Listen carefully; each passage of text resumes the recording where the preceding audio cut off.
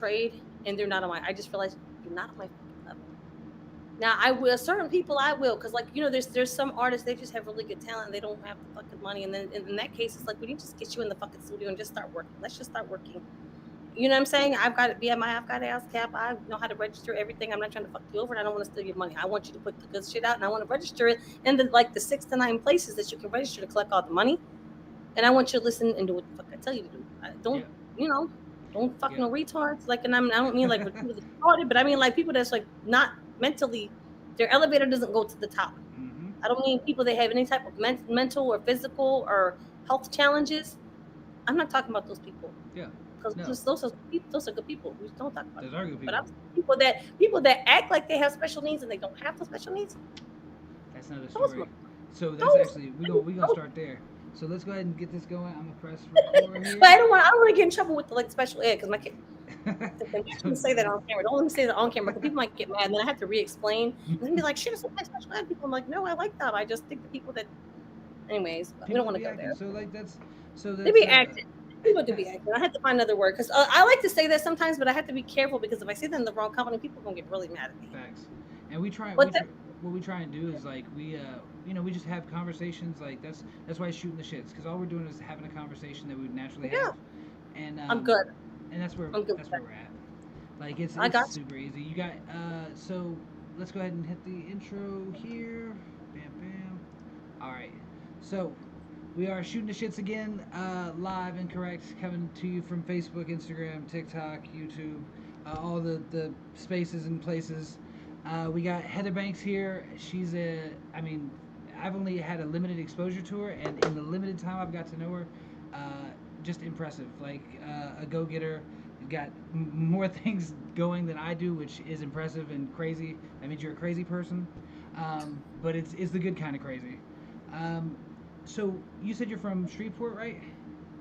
So I currently live in Shreveport. Now, originally, I was born and raised in Buffalo, New York. So shouts out Buffalo.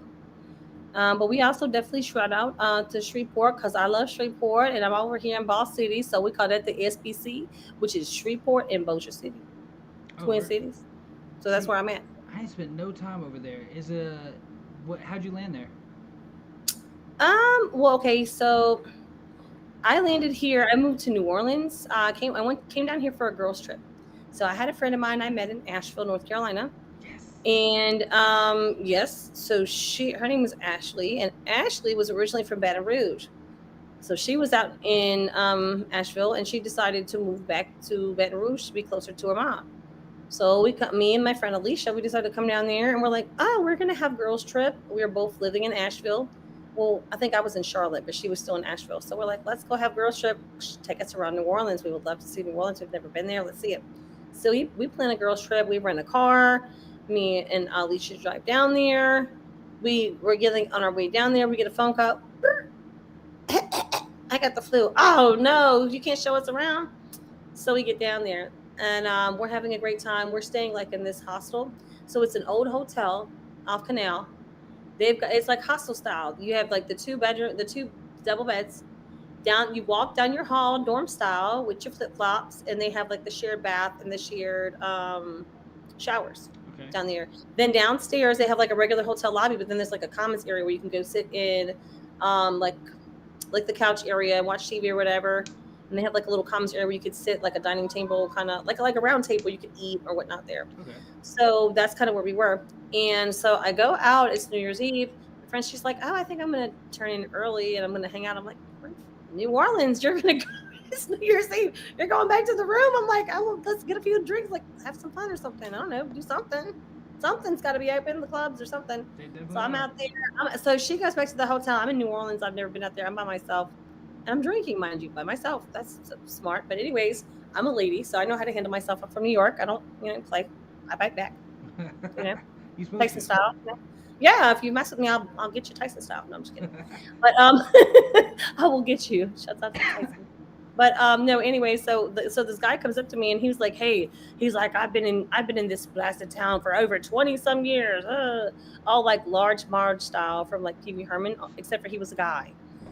So so he comes in and I was like, And so he's like, whatever you do, don't drink the water. Don't drink the water. And I was like, well, why not? He's like, I've been here for 20 years. I drank the water and I've never been able to leave this blessed place. I was like, well, it's too late for that. I already had some water. So I don't believe that anyway, so it doesn't affect me. That's what I said. Is if I don't believe it, it doesn't exist. But what had actually happened was I obviously had some drinks, and I'm a lady, so I asked the lady for some water at the bartender, and this is back going from '03 to '04. Okay. Bottled water was not a thing then. Bottled water had just started. It hadn't actually officially hit yet. Yeah. So when she told me it was like $6 for a bottle of water, I was like, I can get another drink for that, and I definitely don't need another drink. So I'm not paying $6 for that. I was like, can you just give me some water in a cup? She's like, tap water. I was like, I guess. I was like, because back then, I hate to tell you, but everybody, it's disgusting as it sounds, everybody drank tap water. Facts. Like if you drank bottled water, you were bougie, and people were like, Yeah. kind of stick their nose. The way that people would look at you now, if you told them that you were drinking tap water, people would look at you back then at the bottled water. That is crazy to say, but now knowing that's what how was in the water, it was packed without anybody looking. Like it was, fluoride. Let's go, full blast for these folks. Like it was, the water. I wouldn't suggest drinking public water, but they found that most of the bottled water now it still has. It's just literally they're just tapping. It's out of a tap, and they're not even filtering it in some cases. It's like, come, what? Oh, I don't want to say on camera, but there's only one brand of water. Like if you bring that to me, I won't drink it. I got an idea of it because my wife I'll is the tell you, same way. there's a D in there somewhere, Yeah. and I won't say anything else. If it's what you think, there's a reason for that. Because like back okay, so back around the '03, '04, or '05, they had since they were one of the first waters out there, they had like a contamination with bacteria and stuff like that. They were the I first remember ones that. to get called. I remember that. And it has a certain smell and a certain taste. Now I've never, if you've ever used the bathroom, you probably know what toilet water smells like. I don't know what that would taste like, but it's like the smell taste thing. You feel like you can almost taste something because the smell is so strong. You know what I'm saying? Yeah. Because it almost has like a, okay, so that's what I'm talking about. And that's the kind of flavor that you open the bottle and you go to smell it, to taste it, and it's like, it smells toilet water-ish, and I'm not drinking that. I'm not drinking that. There's Nope. also, we got, we had because Florida is it's a big bottling area where they bottle a bunch of Mhm. water here, and what I found is like that a lot of the rights that they're taking like to do all these bottled waters, like they're really not doing much. They're just doing it so they can claim the rights, and they're just tapping right into city water and not using the resource because they're like, we'll save that. That's I mean that's it should be illegal, but it's not. It's not. There's a lot of things That's it why shouldn't be. I only buy spring water unless I'm really on a budget and I don't really have the extra money for the spring water. Because it happens to all the best of us. I mean, but I do spring water, and then you can check where the spring water's from. So and the spring water is actually the only true alkaline water. So if you buy alkaline water, you don't, the one that says alkaline you don't want because that's dead water, and they split it with electrolysis, which kills it. Because basically electrolysis means that you electrocuted the water, which you actually killed it. Yeah, the same way that what was he? He was a 8 year old or whatever was doing the experiment with the microwaved water and the plants. It was like a local science fair in school. He Hmm. he gave one water with he let it cool down to room temperature, just the same temperature that the stuff straight out of the tap was, and the other one was one that was heated up in the microwave and then cooled back down. And that one, the plant looked all like just emaciated, and it definitely didn't make it very far. And it's like, okay, so we've been doing that to all of our food. We've been doing that to, I mean, we want things now. We want it quick.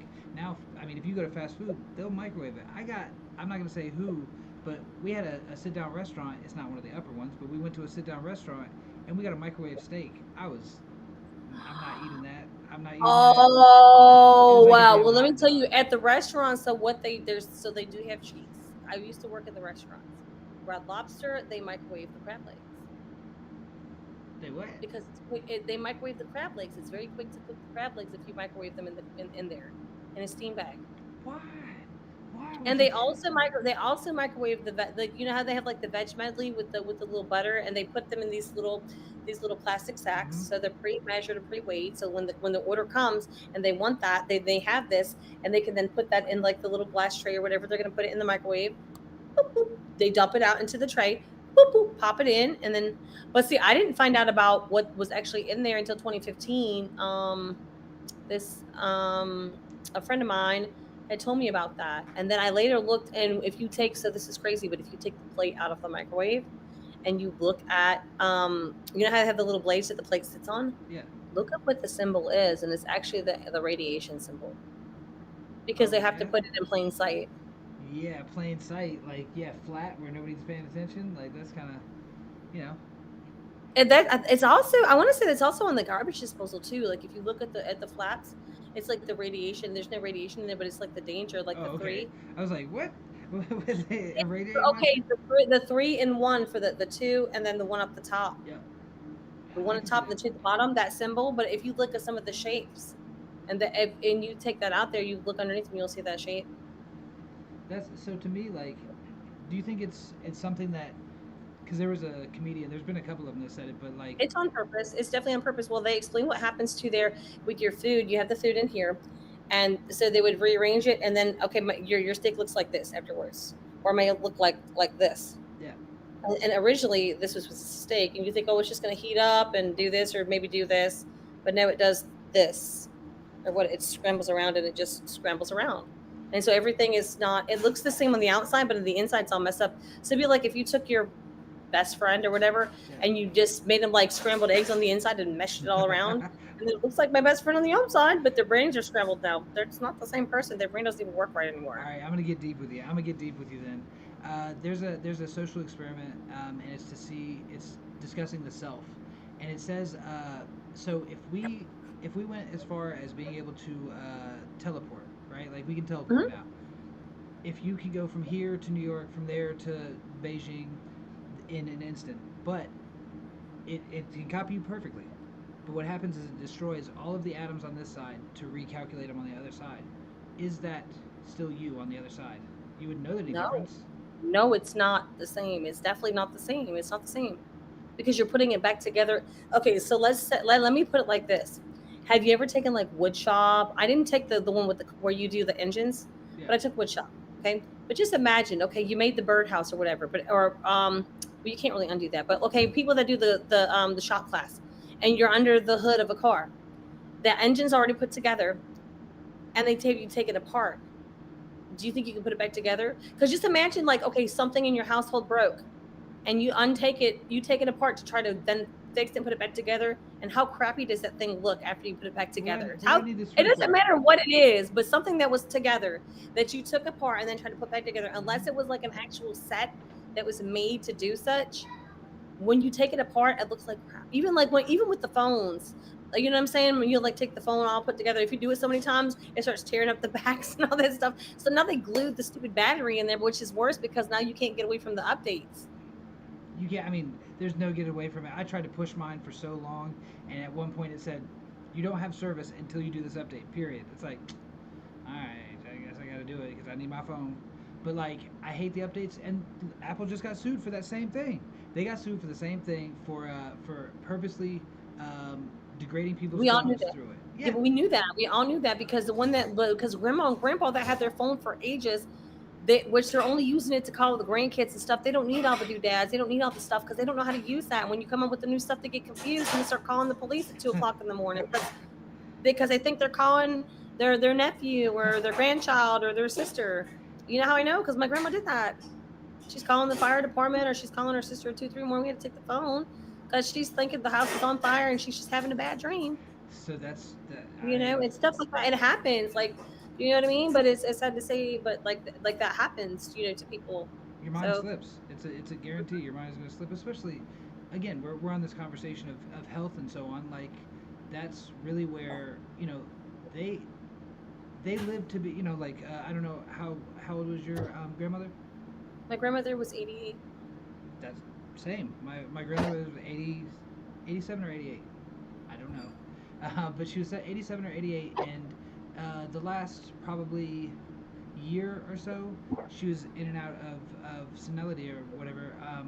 But she, in her world, amazing. Like I would actually love to be like where she was at. She's like, all right, she would go out, she'd sit out on the she was in assisted living, and she'd go out and sit on the like the patio next to the like exit.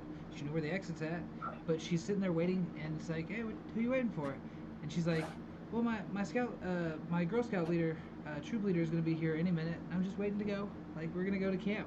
This is gonna be so much fun, and she'll just talk to you like she was like 7 years old. It was amazing because she didn't have any like of the diverse adverse reaction where like or inverse reaction rather of having like I know that my wife's grandmother, it was not funny and funny at the same time.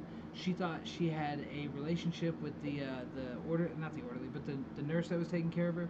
Mm-hmm. She swore, she's like, I had his baby. I can't tell anybody, but I had his baby, and like she lived a whole life. But then Oh, she's that's hilarious. like, But yeah, I've seen that, but usually they don't have a husband. Usually it's just their baby is the baby doll, and you have to, they're taking care of the baby. I've also seen it where they used to be CNAs or nurses and worked in the nursing home, and now they're permanently retired at the nursing homes that they used to work at, and they're a resident. I don't, I've I seen that. I've seen people, and they think that they're at work, and you have to help them, let them help you, or give certain tasks, or like bring this certain things.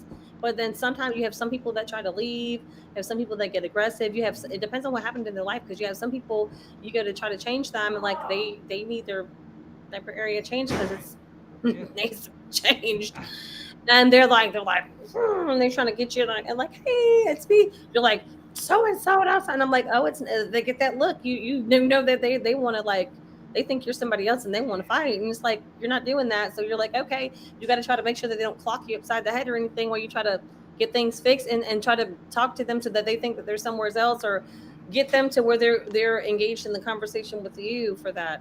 It's definitely interesting. It's very interesting because like I mean the mind is a crazy it is a crazy thing. Like I really I would say that um, that's my biggest fear is definitely to end up not knowing reality. Like because I have a mild schizophrenia, and so Hmm. it's not to where I'm paranoid schizophrenic. It's just every so often I had heard a voice. I haven't heard it in over a year, so I'm good. Um, but and it because it's a progressive disease like a disorder, and it gets typically gets progressively worse. And the scariest thing I can think of is to not know reality and not be in a fun land like my grandma, or like she's having an affair with the orderly. Like that is much more preferred to my ex's grandmother, and it was like every kid that walked in was a demon, and like she for real, like they were all demons, and so it was just hell like all the time, and her great grandkids can't see her or anything because she Oh freaks man, that out. sucks. So like that was my That's biggest tough. fear is to end up in that place. I was big on hallucinogens back in the day, and that's what I also feel like the DMT and it having an effect because like when you do pass, you Hmm. get DMT's rush to the brain, and it's just some people have a great experience on DMT itself, and then some people have a bad trip or whatever, and so like I feel like in the end that part right there is very like it depends on like you said it perfectly is that it's dependent on your life experience, right? Your shadow. Well, so for you, I don't want to give you a reading while we're live on the camera, but we can talk later. So you have some shadow work to do, sir, and you know that very well. And so that's really what that is. So when you do the shadow work, you won't have those issues. Now, if you're worried about love, so let me give you some good advice. So if you're worried about like your brain not being there, or like you going to a nursing home kind of thing, this is what I would recommend to you. When I was 3 years old, I had like I don't know, I guess a vision or whatever, that I was going to take care of my grandmother. We were in the car driving, and she smoked cigarettes at the time. And I said, Grandma, I said, I'm going to take care of you when you get older. I'm going to take care of you. You're going to come live with me. And she's like, oh yeah. And I said, yeah. I said, yeah, but only if you quit smoking those cigarettes. I said, because if you keep smoking those cigarettes, you're going to get sick, and then you won't be here with me, and I won't be able to take care of you. And she's like, well, you'll have to promise me that you're going to be a good girl, and then I'll stop smoking the cigarettes. So that's what happened. I was like, I'll behave. behaved, and she's quit smoking. And then she actually came to live with me in 2015, and I took care of her for almost a full 10 years. It would be 10 years this October.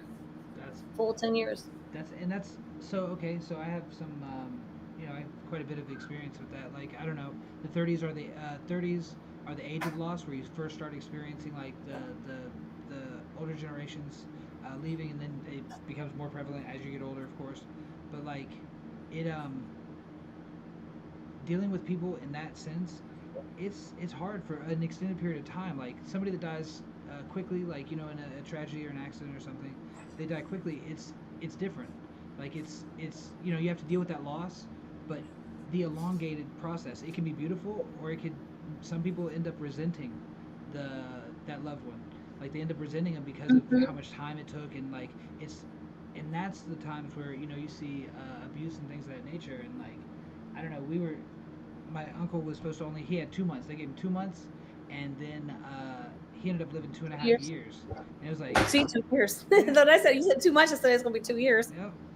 And He's gonna tell them what? He's gonna tell them what? Get out the way. I'm not ready. but that's not even close. He was the biggest, strongest man I ever knew. Like he was just like 6'4" and like 350. So he's a big guy. Like and so he was just and to see him like just at first, he dealt with it with because they gave him Ativan. They'll pretty much give you whatever you want. If you want painkillers, they'll give you that. You need to watch out for that. That medication is not very the best medication. And what I will tell you is a bad medication. Maybe doctors wouldn't say that, but this is what I know. When I worked in the nursing homes, when they get on hospice and they're on their way out, they give them a cocktail, and the cocktail is morphine with Ativan, and it kills them. And it kills them. So, if you know anybody that's taking that for whatever reason, prescribed or unprescribed, I don't recommend that necessarily. Got the jams going. What's the is let me see, what time is it there? Same time zone, right? Central. Yes, it's 10:24. I never know. It's so great that you guys are central time because no one's ever central. So what I usually have to do is I usually have to do central, Eastern and central. And then if I know anybody that's also going to be West Coast, I'll give the West Coast time. Mountain. I hate to say mountains almost completely forgotten. We don't really forget you, but putting that out there is probably like a nuisance to most people unless I know that we've got mountain time people out there. So I'm so Yes. sorry for you guys, mountain time. But the Pacific time, also, like I said, a lot of people we're dealing with is like Eastern or Central time. But like I said, if we know someone's out, West Coast, we'll definitely, put that out there for you guys. Those are like the top three out here. But it's tough. With me, I definitely do. I mean, I have friends in Australia, so it's literally in Perth, it's 13 hours difference, and then in the capital, it's it's 15 hours. So doing the math, I have dyscalculia, so the math dyslexia. So doing the calculation, I'm like, carry the 12, 57 o'clock. Is that right? No, wait. That's funny, I've had some artists like I worked with in Nigeria before, and I think theirs is like a seven ish. They said 6 hours, but it's more like seven ish Where at? hours. I like Nigeria. Okay, yeah. It's the halfway point. Hmm. That's Hmm. I've dealt with some artists out in Nigeria. Big ups to Ice Nino. Yeah. He's like I noticed that they have a. I like working with international artists because they're all Americans are typically very American centric when it comes to music. We're only really listening to American artists. We don't. Do you listen to many I don't know, Brazilian artists? Well, so be honest with you, I probably haven't listened to as many. I mean, but I am global now. I do like global music. So the Rare. kind of music I do hip hop and R&B, but I do love like the Latin music, the reggaeton. I love the reggae music, and I'm talking everything in between reggae, dance hall, Yes. like everything in that Dub. genre. Dub. Um, I like the Afro beats. Yes, everybody's My, digging them. Where I didn't know, I was ignorant for way long. Like I think I got into Afrobeat like 2 years ago, and I was like, y'all, you were everybody, late. You were definitely late, what but are we? so. Oh my God, I'm trying to think what year was it that I learned Yoruba. I want to say it was like 2018 or 2019. No, it wasn't 2019. 2021. I learned Yoruba, I think. We started learning Yoruba. Because they have this Soke TV. So in Nigeria they have Igbo Yeah. and then they have the Yoruba. And so like, that's kind of the Yoruba is predominant, and then Igbo. And Okay. so my son liked the Afro beats, and we're watching different things on there. So that's when we found the Soki TV. So they've got the alphabet, they've got the days of the week, they've got the colors, they've got do as I do, do as I do, do as I do, shebe mon sheshe, I say do as I do. Is it You know what I'm saying? So predominant French, right? Like Creole, right? it has like it has like a French sounding to it. That when they say "cheve mon cheche," but Mm-hmm. it's not actually French though. They do so French is their second language they learn over there. Okay. So it's like they have the Yoruba, they're gonna have French, and then everybody learns English. Again, It the doesn't matter if it's Africa, if it's Asia, if it's India. Everyone's learning English because the dollar was prominent, and you kind of had to do that. had So, to. but you had to, and they speak many languages. Like a lot of times, they're speaking their native language, which if in Nigeria would be Yoruba, unless they were Igbo. And then you get the English, the French, and then possibly Spanish as well. So Is they there a learn. Spanish? I'm saying, yeah, they learn a lot of languages. And over here, you don't see that as much. I speak a lot of languages. I'm Yeah. fluent in Spanish. I speak some French. And then I understand like German.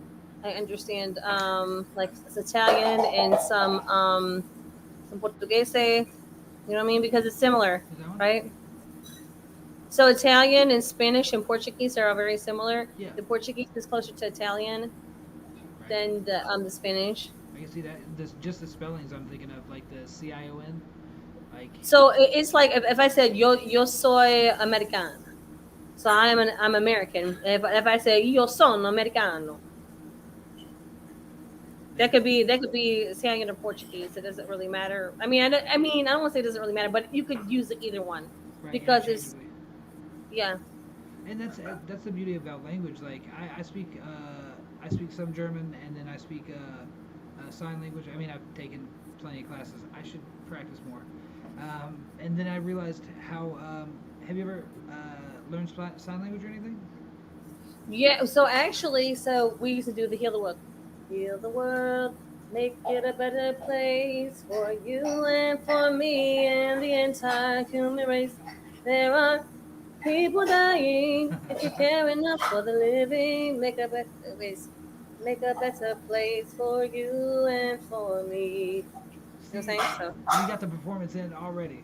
something like Uh, that. I mean, come on, that was like fourth grade, Michael Jackson, it was fourth hard. grade, Is that fourth grade? fourth grade. Let me see. We had to do that and what a wonderful what a wonderful world. Like I see skies of greens, Yeah. what a wonderful world. And I think to myself, what a wonderful world. See, we ain't learned nothing. Like we learned the Pledge of Allegiance, and like uh, we You learned it know? pretty much to say that she taught. So she was like teaching deaf culture, and that was part of a big part of her curriculum. And she's going, all right. So just so you know, I know a lot of you are going to want to get jobs in the field, and you're going to want to like translate. If you don't come from a household that is either like what do they call it? There's a name of it, like a Coda household, or like you're A not. caption, a closed caption. Yeah, if you don't, man, I always have that on. I always, Yeah, but it's special because they have it because they you know what I'm saying that they have it to be able to read. They have all kinds of things now. They have it where like you could be blind but still have the communication and like read the braille and then still like type and stuff like that. yeah. Because there's a lady when I again when I worked at the nursing home, this lady um had an issue where she knew she was fully there mentally, but her body was giving out from her. And what So age? she would have to. She had like I don't want to say she had like a thinking machine, but she had like a talking slash thinking machine. It would like type for her. Word. It was I've never seen anything like that before, but I was like that was amazing. I was like they should have that for people that they just because they can't speak to you doesn't mean that they don't know what they want and what They're they still in need, and there. then they're trapped in there, and then they can't. I'm hungry, I'm thirsty, I'm cold, and they can't get anything that they want. That's terrible. That's I mean, That's so the that's a old, terrible thing. especially the old way of communicating, because like my uncle, that's what ended up happening. Like he just degraded so quickly to where he couldn't. It just went from his feet all the way up to where he couldn't move anything, and we had to like put droppers, for his eyes, like to keep his eyes lubricated, and Oh wow. it just complete paralysis. And so, You need people that love you for that. You need people that know who you are and what you like and what you want. Because with my grandmother, like when she was declining, she got after she had a stroke last year, and that's really why she was ended up declining. Because at 87, she wasn't on any medications at all. We were doing, we were eating non-GMO and organic. We would do like moderate intermittent fasting. You know what I'm saying? Sometimes we wouldn't eat breakfast, so we would eat lunch and dinner. yes, Or sometimes she would eat the breakfast, but she didn't want lunch, so then I would just let her eat dinner. So, and it was her choice. She had to eat 2 meals a day. good to go. I mean, You know what I'm saying? Yeah, you could do breakfast and dinner, breakfast and lunch, whatever it was. But sometimes when they're older, they don't want to eat as much. yeah, And I'm not forcing it on her, but that really helped out though. Like I said, with I mean, like the healthy eating and stuff like that. But knowing her and what she wanted, so when she couldn't talk to me, I knew what she wanted. She would give me a look. She'd be like, yep, and you know what that means. We know what that means. Like, what she likes. She likes oatmeal, this and that. And just the way that they like when they're eating stuff and their facial expressions, just something little stuff means a lot. Like, if someone's always cold natured and they do this, they might not be able to do anything. They're kind of cold, but they're doing this. You can see that they're cold. You can see kind of their what they're thirsty or the way that they look in their eyes. You need somebody that really cares about you that will be there for you so you can stay at home and you don't go to no awful place. Because what happens is if people, if they're not able to care for it, if they don't want to, then that's why you see people in the nursing home. Because really your family is supposed to be the one that's supposed to be taking care of them. And then if you can't, like I said in my case at the very end, 8 out like 24 hours a day, I have to sleep for 8 hours. And if you need care during that time, I can't do that while I'm sleeping.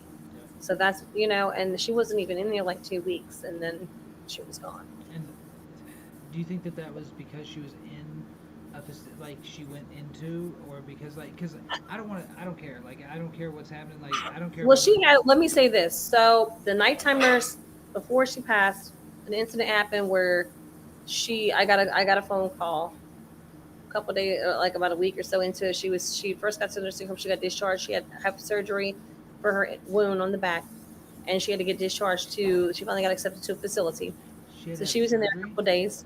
She had to have surgery on her back because she had when she got home sent home with the wound on her back. She had to have surgery. So, That's so like they call it debriding and stuff like that. But it gets the infectious materials and stuff out of there.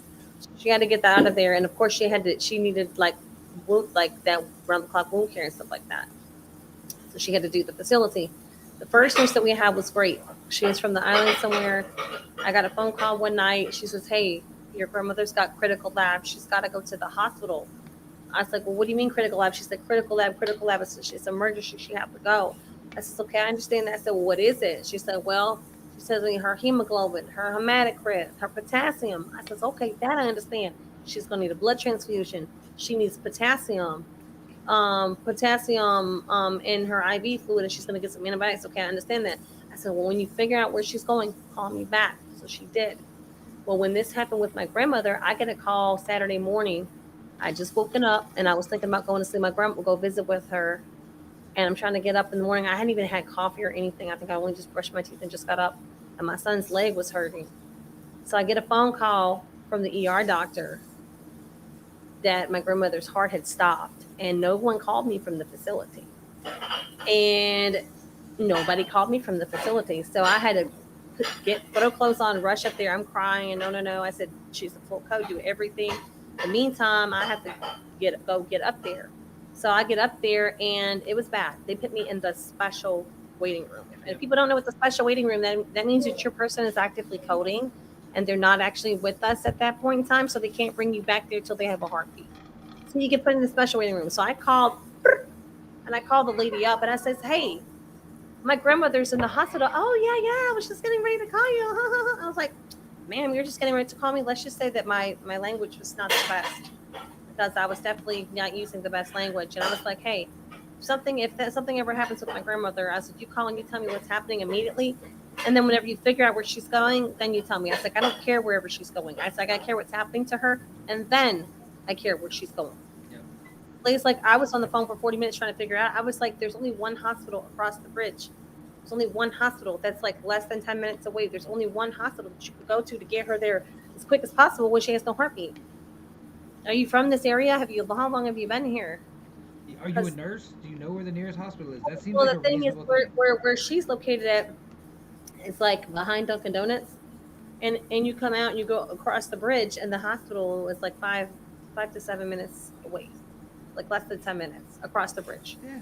So, but like I said, sometimes they take them to different hospitals. But even so, you should just call me and said, "Hey, something's wrong with her. There's no heart." I found out when I got to the hospital after speaking with the doctor, after they revived her, that she had been with no heartbeat for over 40 minutes while they were doing CPR.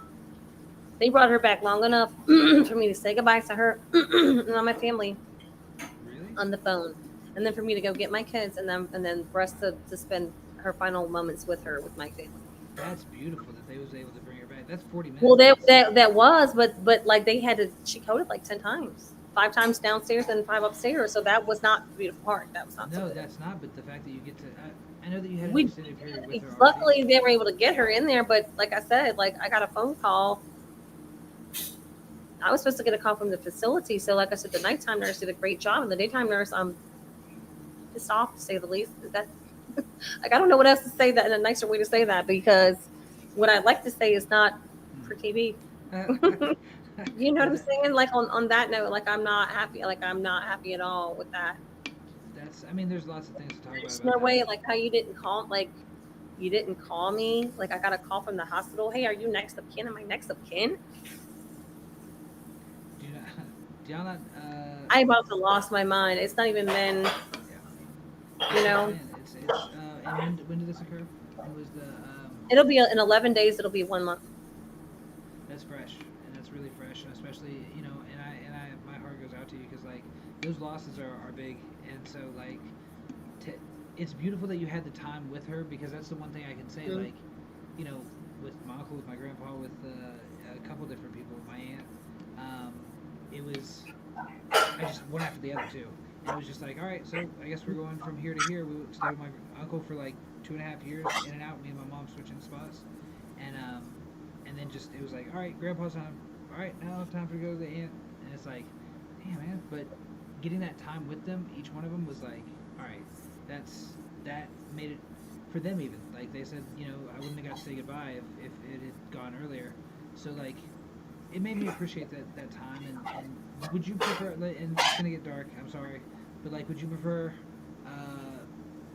to know when like okay, it's you got 2 years, 2 months, whatever it is, or to just be gone? Yeah, no. If I knew, then you can make it last longer. You know, like I had an inkling that her health was declining, and I told family, I was like, hey, she may not make it through the summertime because her health is declining, and I'm trying to do this, but her insurance company is saying a lot of things aren't medically necessary, so we're not getting the help that we need, and the providers are providing everything that they're allowed to provide with what they have. And we're trying to do everything we can, but if they only have so many things that they can work with, they can only do what they have to work with, or what's getting paid for, and that's the reality of it. And then even to the point where you have to imagine having to come down to the point where you have to figure out, um, do I go spend time with my grandma or do I go with my sickle cell son? Because they were both in the hospital that last month. They were both in the hospital at the same time, back and forth at two different hospitals. Because the hospital that my son was at, we came in on a B team, and she ended up leaving with a hole on her bottom. That's the one that she I had to have the mean, surgery for, right? she ended up having to have surgery because she had infection back there, and we were trying to maintain the infection. But truth be told, I think she probably had some before she went home. But like, if you can't keep them, then they discharge them. And then we tried to maintain that for like 30 days. And then, I'm saying I did like all I could do. I mean, that's all you can really do. You do everything you can do, you know? Is it not only do you do everything that you can do, but like if you have people that love you, like that's the thing that I talk to my kids. I got 3 kids, and 22, 17, and 11, and Hmm. going through them. My son, amazing. The oldest, like he's amazing. He's always been a great kid. He kind of psyched me out because my daughter was the most like me, so she was a troublemaker. Um, So, but then surprise! yeah, surprise. Just like Damn, you too. this guy. No, no, no, Damn, no, no. how did that He happen? was he was I easy. No, no, we're not doing that. So she just she's gonna hit her head a bunch of times, and then she'll realize it hurts, and it's like okay, I had to hit my head a bunch of times. So it's just like, and I gotta let them do it because they're gonna do it. She's gonna do whatever she's gonna do. She's a gangster. Um, But then my 11-year-old, so I went through the kids and I was like, all right, so who's taking care of me when I get old? One of you are gonna have to do it. And my son's like, I'll do it. I was like, nope, you're gonna forget me. You'll be like, I haven't checked on dad in like a week. I should probably do that. It's like, he would leave me and he's like, yeah, that's actually that seems right. It's like, man. And then the one that's like me, she's like, I'm not gonna be anywhere near here. I'm gonna be. She said she's gonna be in like I think she said New York or something. I was like, okay, I hear you.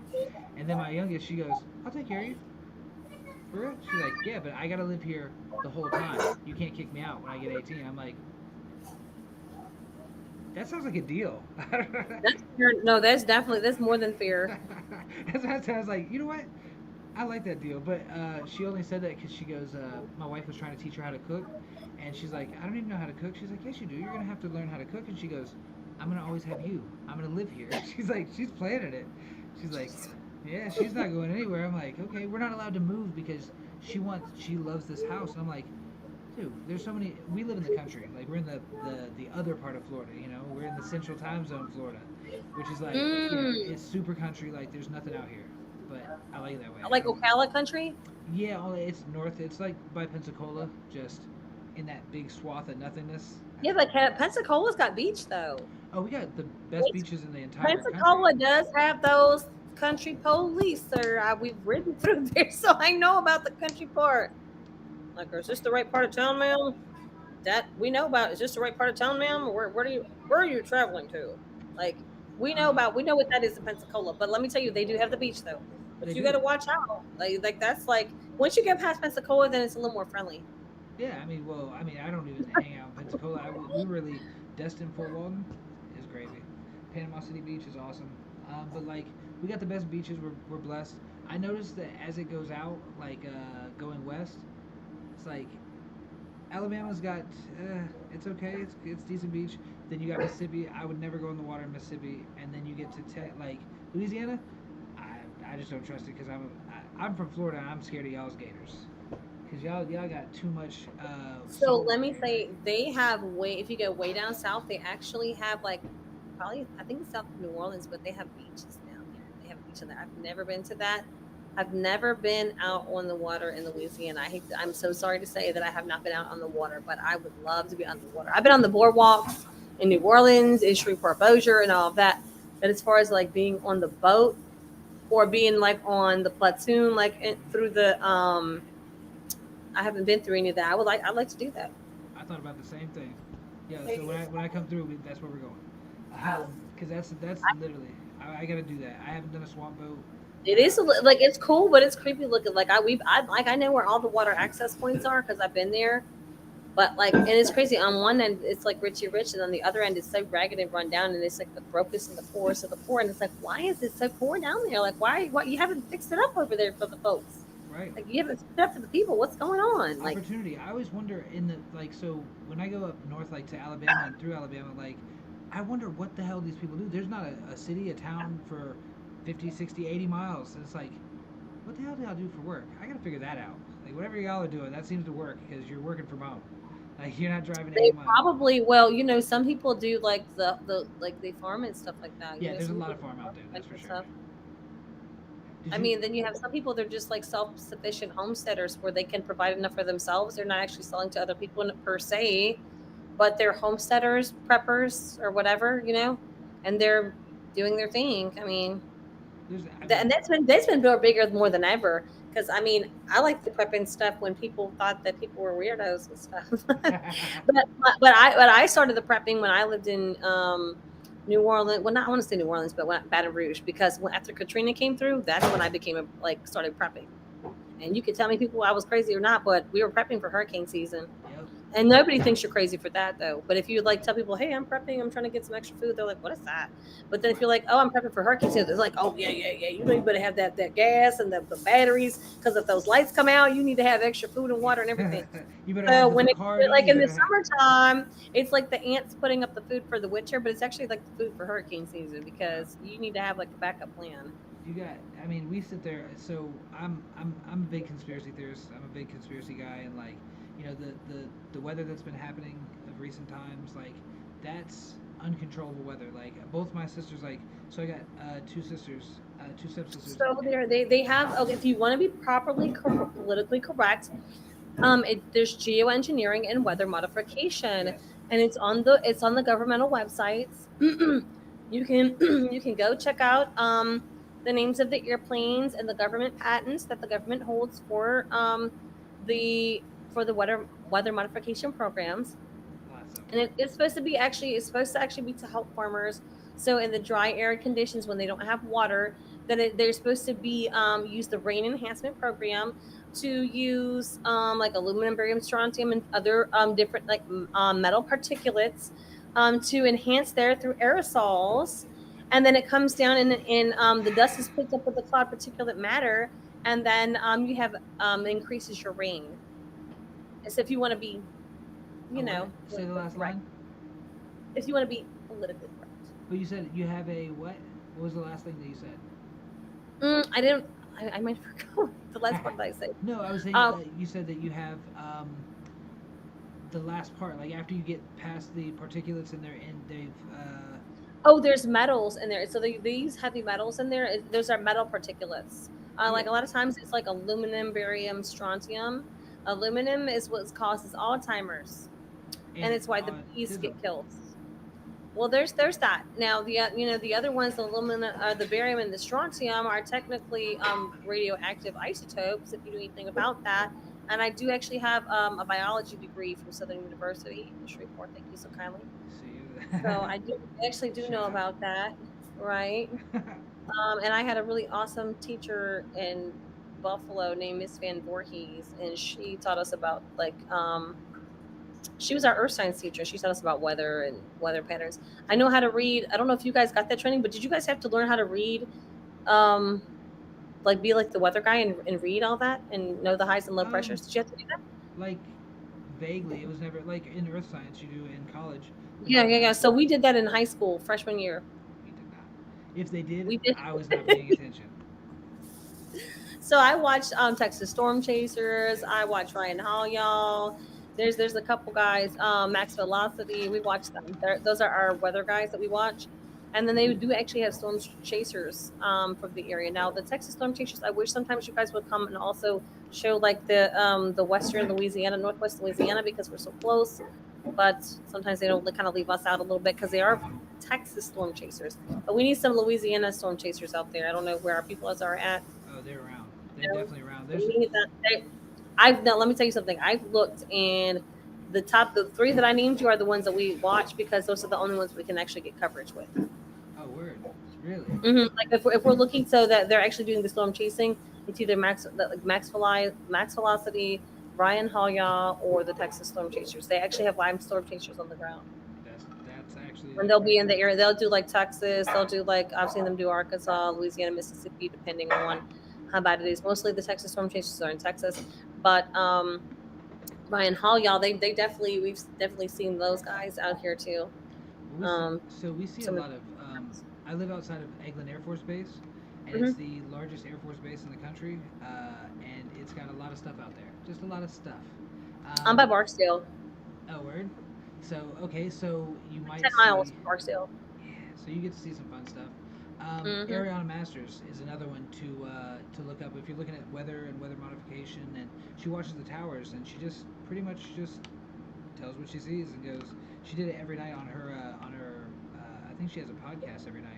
But I mean, that's what I like to look at is the all the data. I just like looking at the data and You finding need to out. send me that because they have so I can send you my people Yes. that then I say my people like I know them, but my people that I watch. Okay, they have certain ones that will watch the earthquakes and watch the different the GFS models and stuff like that. And my favorite weather guy, he's passed away. I want to say it's been I don't know if it's been a year or if it's been 2 years, but this it was a guy. His name is Mike Morales. Okay. Was it? Where's he He's at? on Where's he at? YouTube. You could look him up and you could go watch his own stuff. But he used to do the 14-day forecast, and I mean his stuff was like spot on. So you could say, "Hey, this is what's going to happen then. This is what's going to happen here, there, this, that," and he was like spot on. That's. I mean, And he always used the GFS model. The GFS is the one to use. yeah. Okay, see, I actually don't know. I'm not up on game on that, so we're gonna have to talk about that one. They have like there's like a certain college. Was it College DuPont or it's like a French name, DuPont or something like that. But there's a you go to this college site and it'll show you everything on there, and then there's different layering that you can choose. Well, we're gonna need. I mean, we're gonna need a lot of people really researching the weather and actually getting our own independent information because, with the budget cuts that are happening right now, they said that next year they won't have the main NOAA sites will not be funded. Like NOAA is gonna Mm, be way. there's a reason for that. Oh, I know. They don't. They don't want you to see what's in the oceans because there might be something missing out there that we didn't see on the maps. Maybe I'll say that we might not catch everything on the maps, and I'll leave it at that. Yeah. I mean, you can't. Yeah. I mean, just it's numbers. Well, they have new things that are popping up, and then they have other things that are disintegrating, and those are factual. I mean, the government press puts that out there, so they do have some like new land masses that they say are starting to grow, and they do have some other things that are kind of getting erosion and washing down. So we could put on that spin, whatever spin you'd like to put on that. Well, I You mean, know. the spin I'll put on it is that there were a lot of people that were actually investing in purchasing oceanic properties. Like Ghislaine Maxwell, she was one that was doing that. She was purchasing a Mm. known raising like land mass that was raising, and they were like, we're we're we're gonna have our own community in our own country. So it's like, oh shit, okay. Have So you ever seen Superman? which one? Um, the one where Lois Lane has like the dog, and she's ended up being on the ship, and they throw the kryptonite in there, and then the kryptonite grows into a new landmass. Yep, yep. That one. Just saying. Not saying we have kryptonite or anything, No, there's all or types. vibranium or anything like that. Why would we have anything silly like that? But There's all types of stuff. You got what is it? Alan Greer. I can never remember, but it's Greer, and he talks about the elements, like the elemental chart and what's been there added. actually are new elements that they haven't updated the. You're not wrong. So they have found new isotopal elements through science experiments in the science community. If you're up on that, which sometimes I'm a little geekified, and sometimes I'm not so much anymore. But sometimes I see that in the newspapers. I read magazines and I read things. So you do see that they have some of that going on. You do see that. And that's where are you excited about the future? Like, cause I know you have a lot going on, and like, there's a bright future out there, but there's also a lot of we've had some past events here recently that are, it's like it's flooring because there's a lot of shit going on, and there's chaos across the world. So, do you have a positive outlook on the next 10 years, 20 years? It well, I would say I do, but there's also going to be negative Nancy things that's going to happen. There's also going to be a lot of major things happening. It's a new cycle. Things are happening anew. Some people want things to stay the old way, and some people will stay with the old ways, and then other people will create new ways, as it always happens. I think it's a new revolution time. I know they're wanting to lean heavily into the AI, but there's also a heavily leaning into the nature. So I think Yes. that most people will either go heavy into AI due to necessity because it's what's being used, or they will go heavy into the nature. And then it may be like hard to go on either end. I recommend the homestead. I like the homesteading option. I'd like to do that. I haven't been able to do that in my area yet, but that's what I wanted to do when I bought my house was Yep. like do the homesteading kind of thing. And I like nature, like sun plants and stuff like that. Of course, they're fracking right next to my house. When the week I went to buy my house, they're fracking there, so I don't plant in the ground. Yeah. I wanted to have all fruit trees in my backyard. I may still do that anyways. I don't know how far it goes deep, but Raised gardens, man. That's I mean, mm, yeah, it requires more help. It does require more help. I still have the raised beds over somewhere over there that needs putting together, and then you have to fill them and those kind of things. So I it's haven't a really thing. Farming do is a that yet. thing. Like that self sufficiency I is. know how to do that. I do know how to do that. I prefer it to go in the ground, but like I said, out here in Louisiana, they do a lot of fracking. Yep. So that can help people resourcefully wise for money in some ways, but in other ways it's not so good because it's your water table, it's your water, it's your nutrition. It's like Don't mess with those things. Don't mess with those things. I don't particularly like it, but I do know people get in a position where they do what they need to do. I mean, Yeah, I mean, I get any hustle is a hustle because out of yeah, you gotta do what you gotta do. But the other I part to don't it, prefer that. you should no. That's what I'm saying. Like you should probably think about the long term. And I know that there's a lot of people if you don't, okay, so say I didn't have kids, am I still gonna look out for the next one? I don't give a shit. It's not my none of my seed is going forward. That type of that type of mentality, I think it persists throughout, and I think it's like the what is that called? There's a name for it where it's like the I don't want to say the have-nots, but it's like it's essentially where it's fear of missing out on a it's gone. When it comes to that stuff, I hate to say I just don't care. I just don't care. I want to help people. So they're like, oh, it's hard, it's difficult. I don't care. Yeah. It's not going to be easy, it's going to be hard. Everything's hard. Everything costs. Who cares? Who cares? If I want to do it, I'm going to do it. You're not going to tell me. If it's just like bad and it's toxic and it's going to hurt people or something like that, then I'd be like, no. But someone's like, oh, it's this and that. I don't care. Yeah. Oh, it's people got this attitude. Again, cares are not given. Where's the cares? I care about, you know what I mean? Like, you know what I mean? It's like life is too short. And then when you see people like the person that you love, and you see you see things like that, you don't care about that. You're like, life is too short. I need to go have fun today. Like, people are like, we got bills. You need to go have fun. Like, yeah, we need to we can pay bills today. We need to have some kind of joy in life. Where's the enjoyment of the food, the smiles, the laugh? Where's the family time? Like, that's what's important. People like whatever is taught in school, and I'm all for education. Is not, I want to say it's trash and it's not enough, but it is not enough. We're not taught the things that we're supposed to be taught at home by our parents was also being reinforced at school, and those things are not reinforced at school. Well, we're not learning how to feed ourselves. Like, some people that go to school their hygiene's not good. You know what I'm saying? Like, do you think they weren't taught that, or do you think that it's just a lack of? No, I think that everything's a rush is what I think. I think that it's not that they weren't taught to clean up or take a bath. I think that they're tired. People are always in a constant state of tired, so they're always trying to. If you're always at work or always at school, it's the constant life drain. Yeah. And you're always constantly tired, so you never have energy to do just but the next thing. And so, like, you go to sleep. Either some people have trouble going to sleep, so then they can't, and they wake up and they can't. Then other people go to sleep, but you know what I'm saying, it wasn't enough sleep.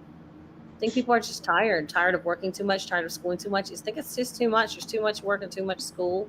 And I think as much information is given out, and not enough information is given out. I think not the right information is given out. It's intentional. You should know what food looks like. You should know what food comes from. You should know what food looks like when it comes out the ground. And how to clean the food, and how to clean the meat, and how to clean these things.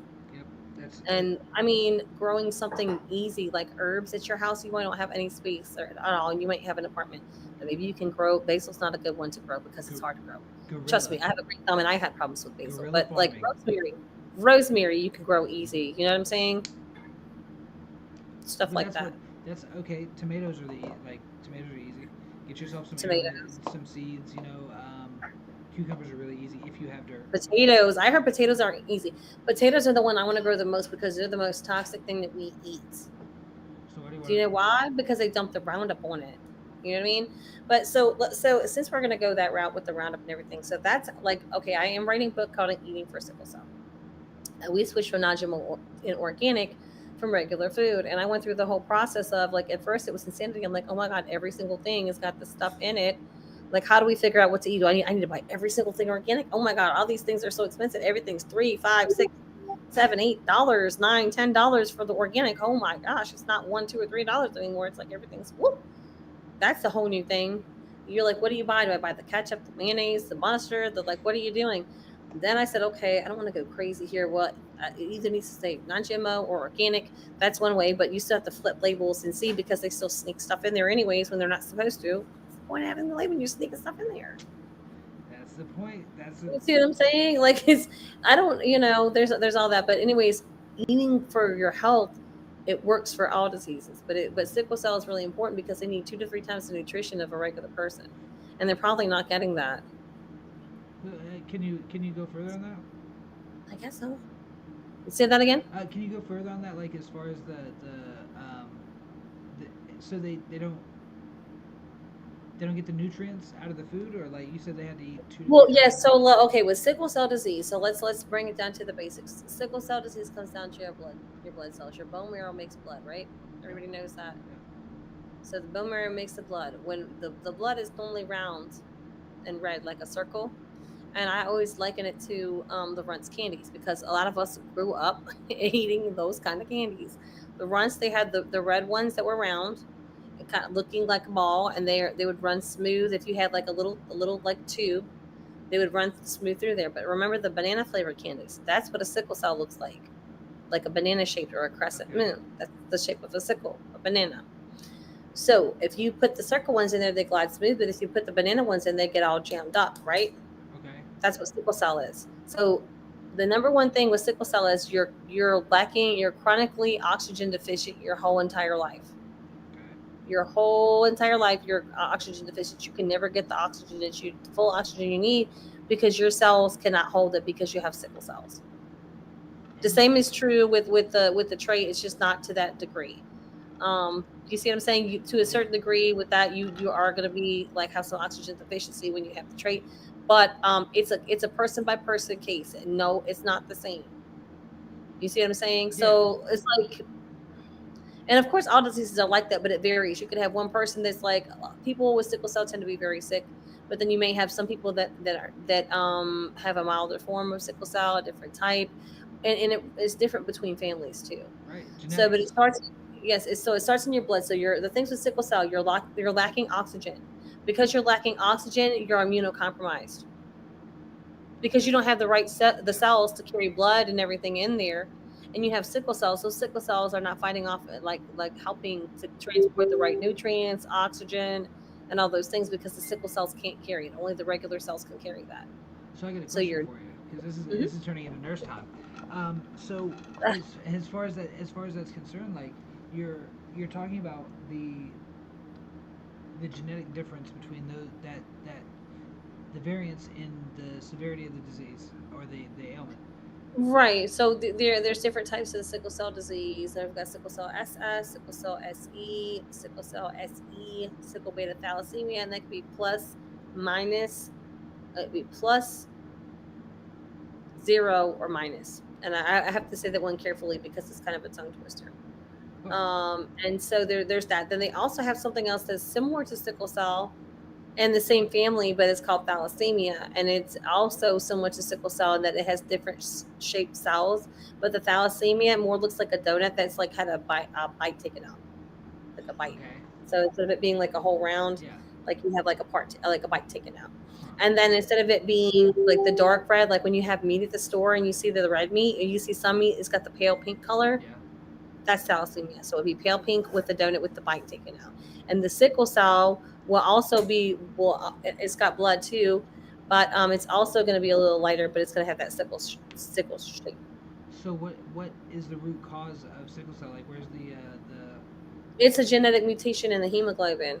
So the hemoglobin mutates and forms the different shaped cells, which makes it lack oxygen, which makes it immunocompromised, so and how long? I mhm, mean, it's how far also back does that hydration go? too. So like it's lifelong. It's a lifelong No, disease. I mean like how far back has sickle cell been really like traced? I'm not familiar with that. So now so sickle cell comes from the silk trade route, originated in Africa originally from mosquitoes. It comes from mosquitoes like Yeah, like the dengue fever, like the chingas, the chica, the chimunga, or whatever, however you say that. I'm not familiar. There's another disease. It's like it's just like chick or chig, something like that.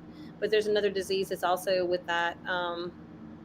So it's Like they different have back. Like West Nile is also a disease. So sickle cell comes from malaria. Okay, okay. See So that? sickle cell is a genetic mutation of the red blood cells in response to malaria. Any place like Africa or any place that's like a tropical or subtropical area can have those mosquitoes. So that would be like Africa. That would be all of the Mediterranean from like Greek, Italy, Sicily. Here, all the way across the. So yeah, well, we definitely have it in the United States and Canada and like the UK and stuff like that because you have people that's moved around and all that kind of stuff. But um, what was I going to say? It's not besides in it's on the silk trade route. So you've got Africa. I said the Mediterranean. Then you have like along Southwest India, Southwest China, like Southwest Asia. Any of those Asian islands or anything through all there, they can all have that. So like India can have it. Anywhere where you will have those malaria mosquitoes and it's a hot climate, that's where they come from. So in Asia they have it too. So is the malaria okay? So I was always misunderstanding, I guess, because I always thought that malaria wasn't from the mosquito itself, with the mosquito larvae and drinking it in the sitting water. No, So it is transmitted through the actual bite. it can be they have anything with that mosquito, whether it's the bite. I don't know if it's in the larva. It may also be in the larva. That part I'm not sure of, but I know that it's in response to those mosquitoes carrying that. They carry the disease. Well, I mean, I was talking to a friend that is in. Where is he at? He is in. Oh, it was Johnny, and Nigeria. no, it was Oh, Johnny. Johnny. Oh, Yeah, okay, okay. they got so right there in Medellin. There is the largest mosquito breeding factory. I know about that, and I know about Mr. Gates cloning them, and they're supposed to be using that to train them. I think that is absolutely ridiculous.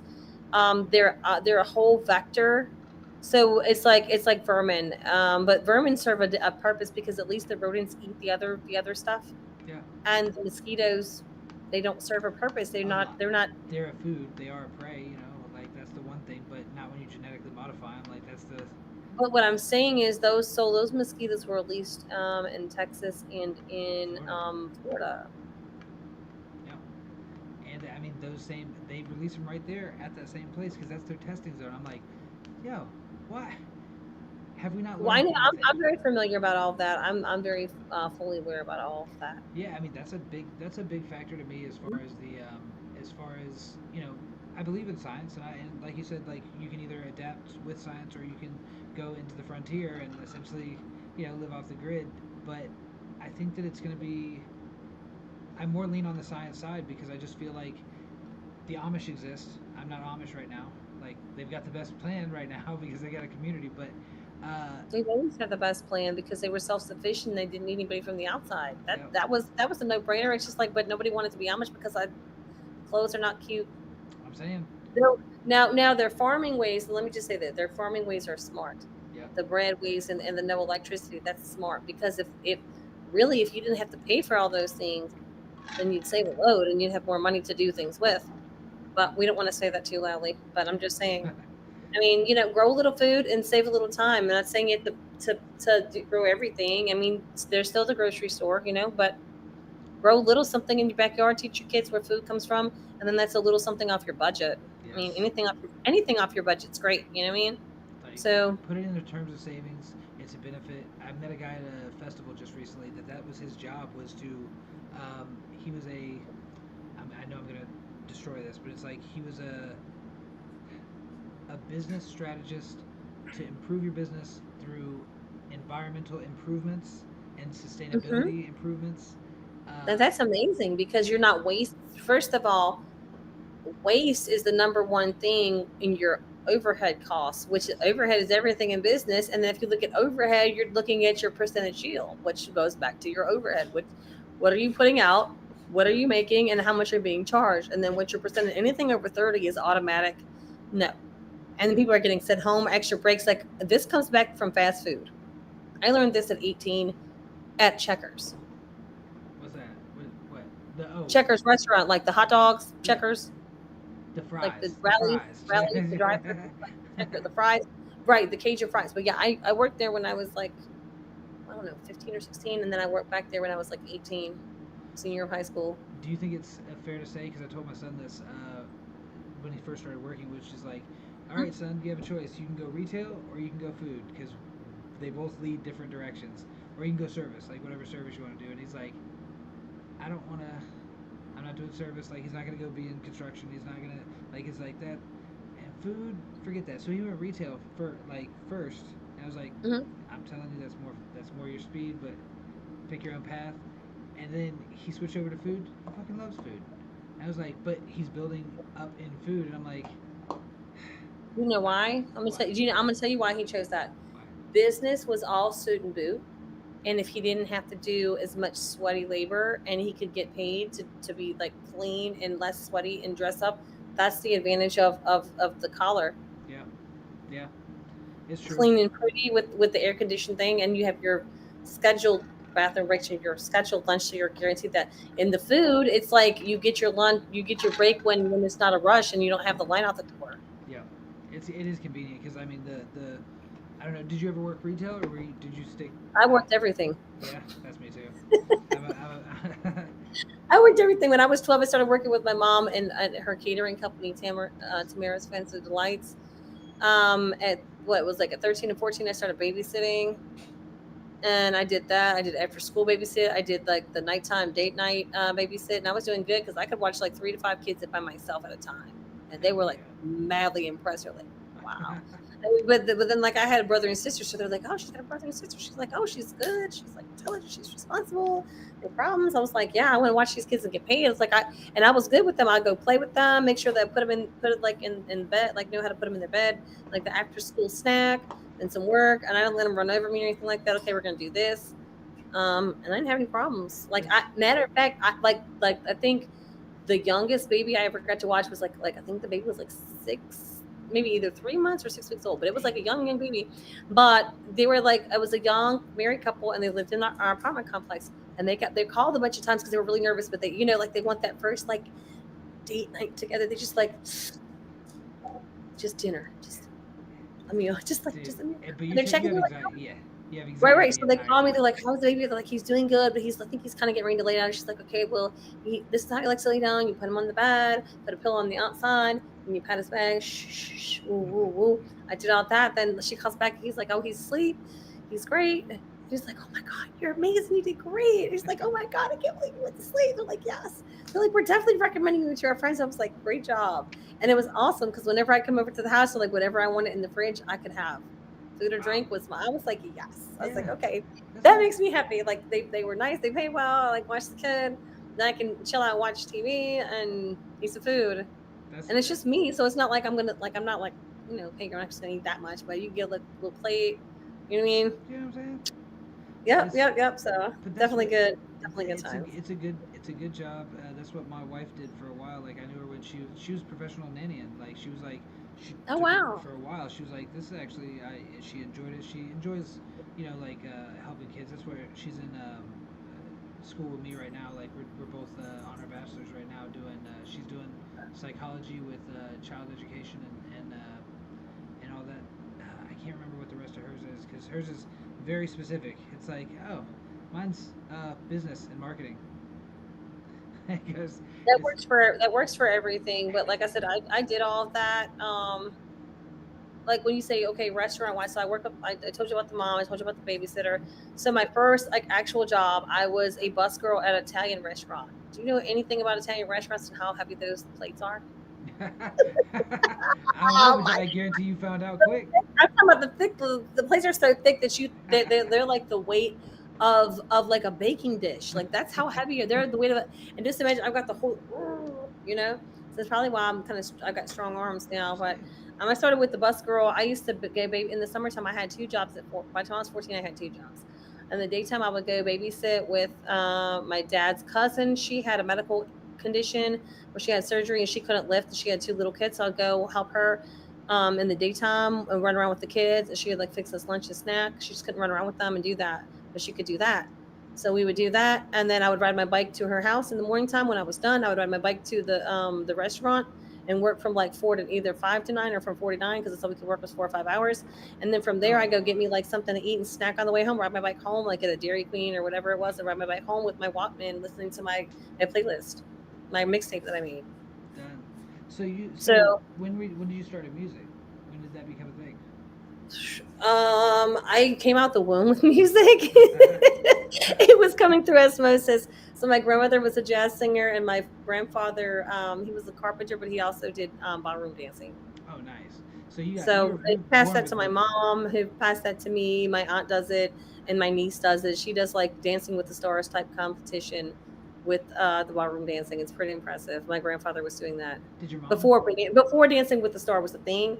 My Mm-hmm. grandfather was doing Dancing with the Stars. So let's just say that. So whenever I make it big, please call me Dancing with the Stars. I'm ready. I've been, you know Oh, what I'm you. saying? Oh, so I've you been kept saying up with it. You I've been kept up with ready. it. Oh, well, I do. I mean, like I did tap, jazz, ballet. Then I did. Let's see. I've done some ballroom dancing, like some cha cha salsa merengue. I did like some Lindy Hop or some swing dancing, kind of like a West Coast swing Damn. thing. I did. I'm trying to think what else did we do. I've done African and I've also done hip hop dance. And it was funny. I did that like at Southern University in Shreveport, and then like the instructor, she had to keep telling the other students, she's like, stop following her. But I do, but I do tend to kind of take charge, and I'm a singer, I'm a dancer, I'm like the quadruple threat: That sing, dance, quadruple. act. Yeah, and I also do music and audio production. Well, I say quadruple because back in the day you had to like sing, dance, and act, but the quadruple because I also model. But then I do music and audio production. I do voiceovers. I'm surprised. I'm also a podcaster as well. So 7. That's 7. That's only I that's have and that like doesn't even scratch the surface. I already know. right. No, it doesn't. It doesn't. I mean, I'm a writer. I do poetry, and I'm writing my. I told you I'm writing my first book. So there's just a bunch I, of stuff. I ran out of fingers. It doesn't I end. ran out Yeah, of it doesn't. fingers. And Yeah. that's the type of people that you want around you are people that are moving at the same speed and in the same direction. And that's why hmm like immediately as soon as that your energy is just it's positive, it keeps people moving and you have a way about you're very articulate and you have the ability to articulate your thoughts very cohesively for everybody to understand and really get on pretty much everybody's level. I heard you talking to a group of people, and that's what was really just immediate. Like that's I like you. Use good people. That's immediate, and that's I don't want to say that it's rare because it's not rare, but it's rare to see somebody have that many skills and that many because like I didn't realize you were writing the book. I didn't know you were writing the book. Uh, I assume the poetry just because like when you write when you write music it seems. But do you produce as well? Yes, yes, yes. So I'm a music and audio producer. I recently just graduated from Full Sail, and I think I have something for What do you that. got? I just got this in the mail today. So I got my audio arts. I also did music production over there, and I chose to graduate with my audio arts certificate just because of my grandmother's declining health and my son's declining health. I actually could have bumped up, got the associates, but I just went on and cut that out, and I actually have my spot saved if I ever want to go back and get that bachelor's in the music production program. I think I have like 6 to 8 more months on that. So I did 2 different degrees at Full Sail. I did audio arts, and I also did music production. So.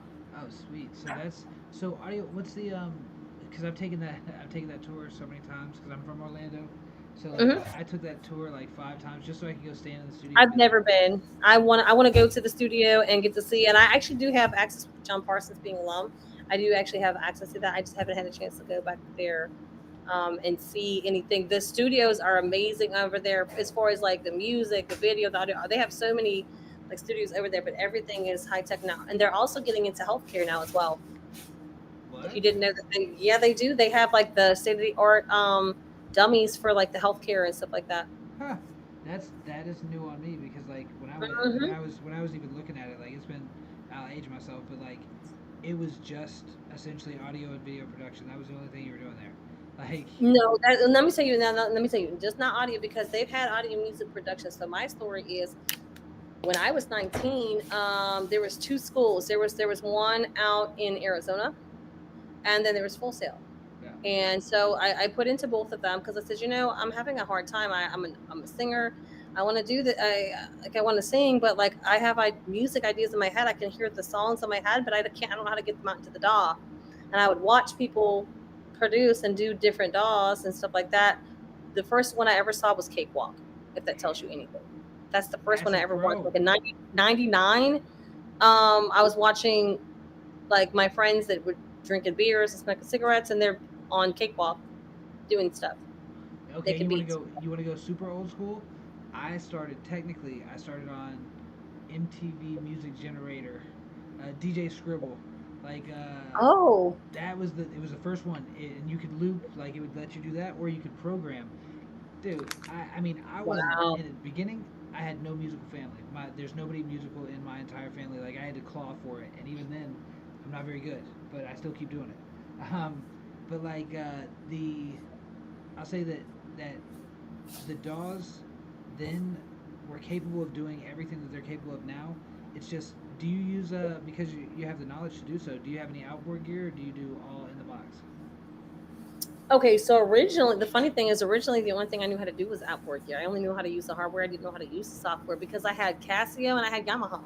Yep, same. So Casio and Yamaha taught me how to do that. I was making mixtapes in fourth grade.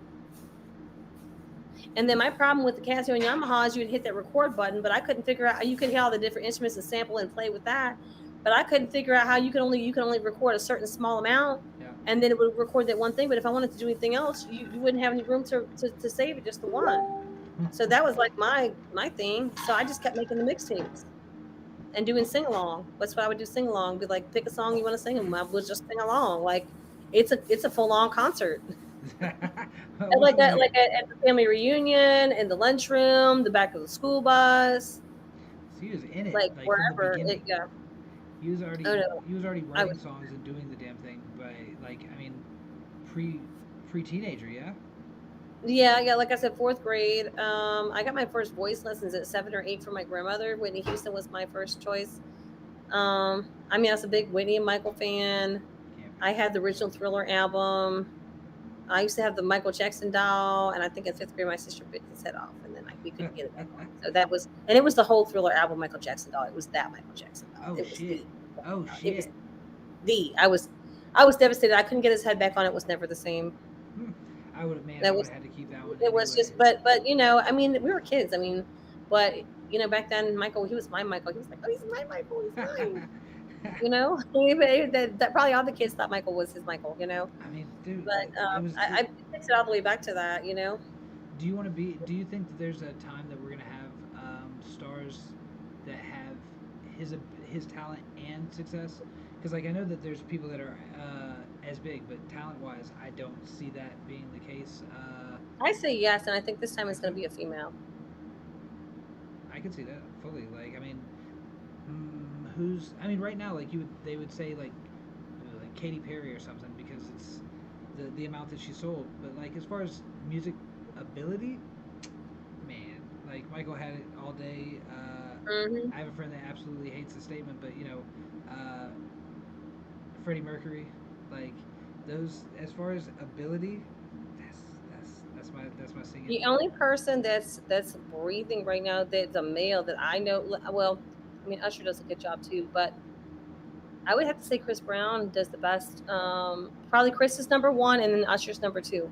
If I was to say who could sing the Michael and who could also dance the Michael, the only two that come into my mind are Chris Brown and Usher. I feel like Chris took the number one because I mean, I'm not saying that Usher's not good with the vocals or with the dancing, but the dancing with the way he pops it with the Michael, the I'm dancing giving it. is I'm still giving it ridiculous. to. It I'm is, still I giving it mean, to Usher. I like again, like I said, nothing, no shade to either artist. They're both great. However, if I have to look at the singing and the dancing on the dancing, and Usher can dance now. Usher can definitely dance, but Chris hit that dance Oh man, I know. My ridiculous. problem is like I was a I'm a And he big did the Mike, and they did pick him to do the Michael Jackson tribute. So like that's enough said right there. They did pick him for the tribute. that's fair. Like that's fair. I don't know if they asked Usher or not, but they did pick him for the tribute, and he killed it. I mean, he killed it. I think that I remember if I'm not mistaken, I think I saw Usher do a Michael set. He does. He does. He does. I'm telling you, he does the Michael Sat, and he does an amazing job. Usher's Usher. I just I was a big Rihanna fan, so I was like Chris Brown, my wife I like knows. I like Rihanna. I like Rihanna as well. Yeah, I mean, that's why I'm just gonna go. I go we Princess don't know what Carter. actually went. We don't know what actually went down. There Hell was some no. personal beef. That's what I'm Whatever saying. there was some personal beef. Whatever that was, it's not really my business. No, hell no. It I ain't my keep I business say either. I keep my way out the stuff that's not. It's none of my business. All right, I'm gonna let you in on a secret. Don't tell nobody. So, yeah, exactly. So, my wife, and my kids think that I absolutely hate Hugh Jackman. I've had a ongoing joke for since 2010, maybe 2008. Uh, he did a movie called The Fountain, and so like after I saw that movie, I was like, and Wolverine was my favorite character back in the day, so they came out at the same time. And I was like, that fucking guy, he ruined my favorite fucking character, and he made me sit through 2.5 hours of bullshit. So like, so I just kept it going from there, and it's just been a constant joke. Like I hate Hugh Jackman, and I don't actually. He's it's like I took it super deep with him, and my daughter, he was doing a meet and greet in New York, and like somehow it came across like her page, and she's like, Dad, I'm just saying, you don't want to go to New York anytime soon. Like, she was seriously concerned that I was going to go take him out. I was like, that's That's funny. good job. I love the long con and the long jokes. You said you have a big family. Like, that's where I wanted to end at because it's kind of relevant to where we're going. Okay. Well, for the sickle cell, yeah, because we Yeah. talked about a lot of different stuff. But so with my family, the real thing is the sickle cell. So I have 6 children, and 3 have sickle cell disease, 2 different types. 2 have the SS, which we call super strong. I have another son that has the sickle beta thalassemia. Like we talked about, that's a combination of sickle cell and thalassemia, which is a different type of sickle cell disease. And he has the plus kind, so his isn't as bad as some others. If you have the minus or the 0, that's very severe, and there's a lot of blood transfusions, and there's a lot of complications, and it's not very nice. He got lucky getting the beta plus, so he was lucky to get that. Genetic lottery, yes. Like, there's nothing that Mm-hmm. can Yeah, determine that factor. right. Mm-hmm. What about, So don't they have a, like, because there was something I was just hearing about, which was the the reversal guy of, that got cured. yeah. Yes, it's all cell cells. So anytime someone says, "Oh, there's a cure for sickle cell," or there was a young man in New York that just got cured with that, but it's all the same thing. It's all cell.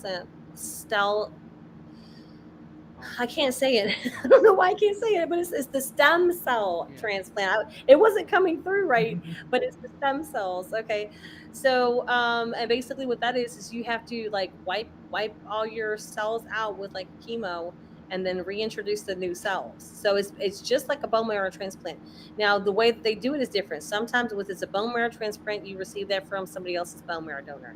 You can receive that through a stem cell or from the cord blood, which can be a donor or it can be a sibling. Now, we did actually bank one of my son's cord blood. I have 2 kids with the trait. One has a sickle cell trait, and one has a thalassemia trait. The one with the thalassemia trait is biological brothers with the oldest 4, same mom, same dad. So we banked that cord blood. Now, my younger 2, have a different dad. So I'm Doesn't saying that have it's it. not the same thing. They don't have the disease. Okay. So it depends on the parents. So, okay, for me, I have the trait. So I have one normal cell, which would be like the A, normal blood, and the S for sickle cell. And then if you have another parent, another like whoever you're going to have kids with, if they have the trait, which is one A and one S, that can make sickle cell disease. But if they also have the disease, it's gonna automatically make sure that every kid's gonna have the sickle cell disease. Oh, snap. Okay, so So that's it ups interesting. your chances. So if I had like let's just say basic genetics, if I have the trait and I was to marry somebody that does not have sickle cell trait or disease, then none of my children can have the disease, but several could have the trait. Oh, So okay, okay, each time that I go to have a child, if I since I have the trait, there's a 25% chance that they'll have the sickle cell trait, okay. a 25% chance that they will have let's see, All right. that they have the trait, no trait. You know, see what I'm saying? It just depends on what you have. Yeah. I mean, and it makes sense. I mean, that's a they But say if the it's the same. trait and the trait, then you have to combine that. Then you've got 50% chance of disease, 25% chance of trait, and then 25% chance of no trait with 2 people that have the trait. Yeah, and that's Now, and it just goes up from there if you have the disease. So if you have the disease, you have 2 S's, or an S and a C, or an S and an E, or it's not ST for thalassemia, it's a SB. I don't know why it's the B, but it's this, I guess, B for beta, but it's a SB for sickle beta thalassemia. And so if you have that, you're combining 2 different forms. If you combine sickle and thalassemia, you also get sickle cell disease, because thalassemia, like I said, is like another type of right. disease, and it's in the sickle cell family. They call them hemoglobinopathies, And in case you guys didn't know, if you go to the sickle cell doctor, you're also going to the cancer doctor. So the kids that go to see for sickle cell go to the cancer doctor. The same, the St. Jude takes care of not only cancer kids but sickle cell kids. So if you go to their website right now, they're actually doing a sickle cell walk for sickle cell kids, and almost nobody knows that St. Jude's helps sickle cell kids. Almost nobody knows that the sickle cell kids go and the adults go to see the same doctors as the cancer patients, the cancer blood doctors. They have to have a lot of the same treatments. If they get sick, if they have a fever over 100.4, they have to go to the hospital. A cough or a sneeze from you is a hospitalization for them. It can mean a week to 2 weeks, 2 weeks in the hospital. It can mean ICU. It can mean they die. That part. They need blood transfusions when their where bloods get low. They have to watch for infections. If their bloods get low, they get blood transfusions, just like the cancer patients. When they have immense pain, now for the sickle cell, it's vaso-occlusive crisis, which they call the pain crisis, and they have to get IV pain meds like morphine or Dilaudid through the IV, whether it's a baby or it's an adult. For the babies, a lot of times they give them the button because the baby can't tell you when they're having the pain. They only know that they know how to press the button. Man. So you have a 2 year old, you have a 4 year old with the morphine button, and they have to press it because you can't, the nurse can't come in often enough, and they have to set it with a timer so that they can only press it so much to get the medicine, but Yeah. the baby has to press it themselves, and the Yeah. parent cannot press for the baby has to press themselves. That's craziness for so many reasons. Oh, that's crazy, but you need it because I the know, pain but is so I'm bad. just thinking about the habit. Like, okay, so you make it through, like you. It locks out. Everything is in there. It's dosed, it's timed, and it's locked. So let's just say it's like if you press the button and you thought you didn't think you pressed it, you double tap it, it won't let you double tap it. No, I meant like It's from a basically habit like perspective. I wasn't talking about the actual you delivery. can't have it as a habit perspective because it's only in the hospital. Right. That, well, that's what I'm talking about. Like, how long are they on that treatment? Like, how long would they be on the? When they need the pain, well, first of all, they don't. A lot of times they don't give the PCA so much, but if they do, like it's really bad. Okay. And then from the PCA, then they would go through they would still have the IV pain medicine, but when they don't need the PCA, then the nurse comes through and they push it through the IV. When they come off of that, then they work them down to a pill. When they work them down to a pill, then when they feel better and they can go home, then they go home on that pill if Okay. they need Gotcha. it when they go home. Yeah. Do you see what I'm saying? Yeah. But that's how severe it is. And you're back and forth between those pills. If you can't take that, they might have to try to take a Tylenol or something else that probably doesn't work or do anything. So, like I said, to put that in perspective, a lot of things that what happen with the cancer kids happen with the same stuff as with the sickle cell kids. They have the same doctor. They have to worry about blood transfusions if they need that. They have to worry about infections. They have to worry about low energy. Is You know public what I'm school saying? an option? All these things. Yep, my kids go to public school. Man, you brave as hell. Like that seems like the germiest place in the world. Like, Yeah, but that's where most people can't afford. So with sickle cell, you don't realize that. So it interrupts everything, and it interrupts your work.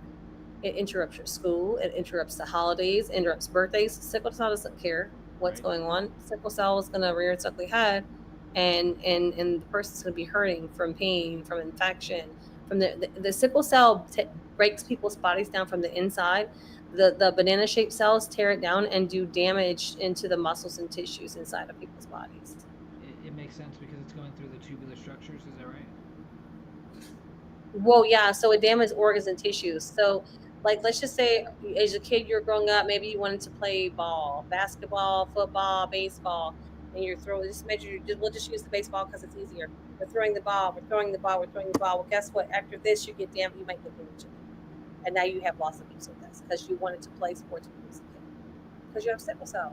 Yeah. I know people that have issues like that because it's breaking down the muscle and the tissue. As you're using this normal, you just using it just like a normal person would, even for 20 minutes, depending on each person is different. It depends on what their body can handle and what their body is used to.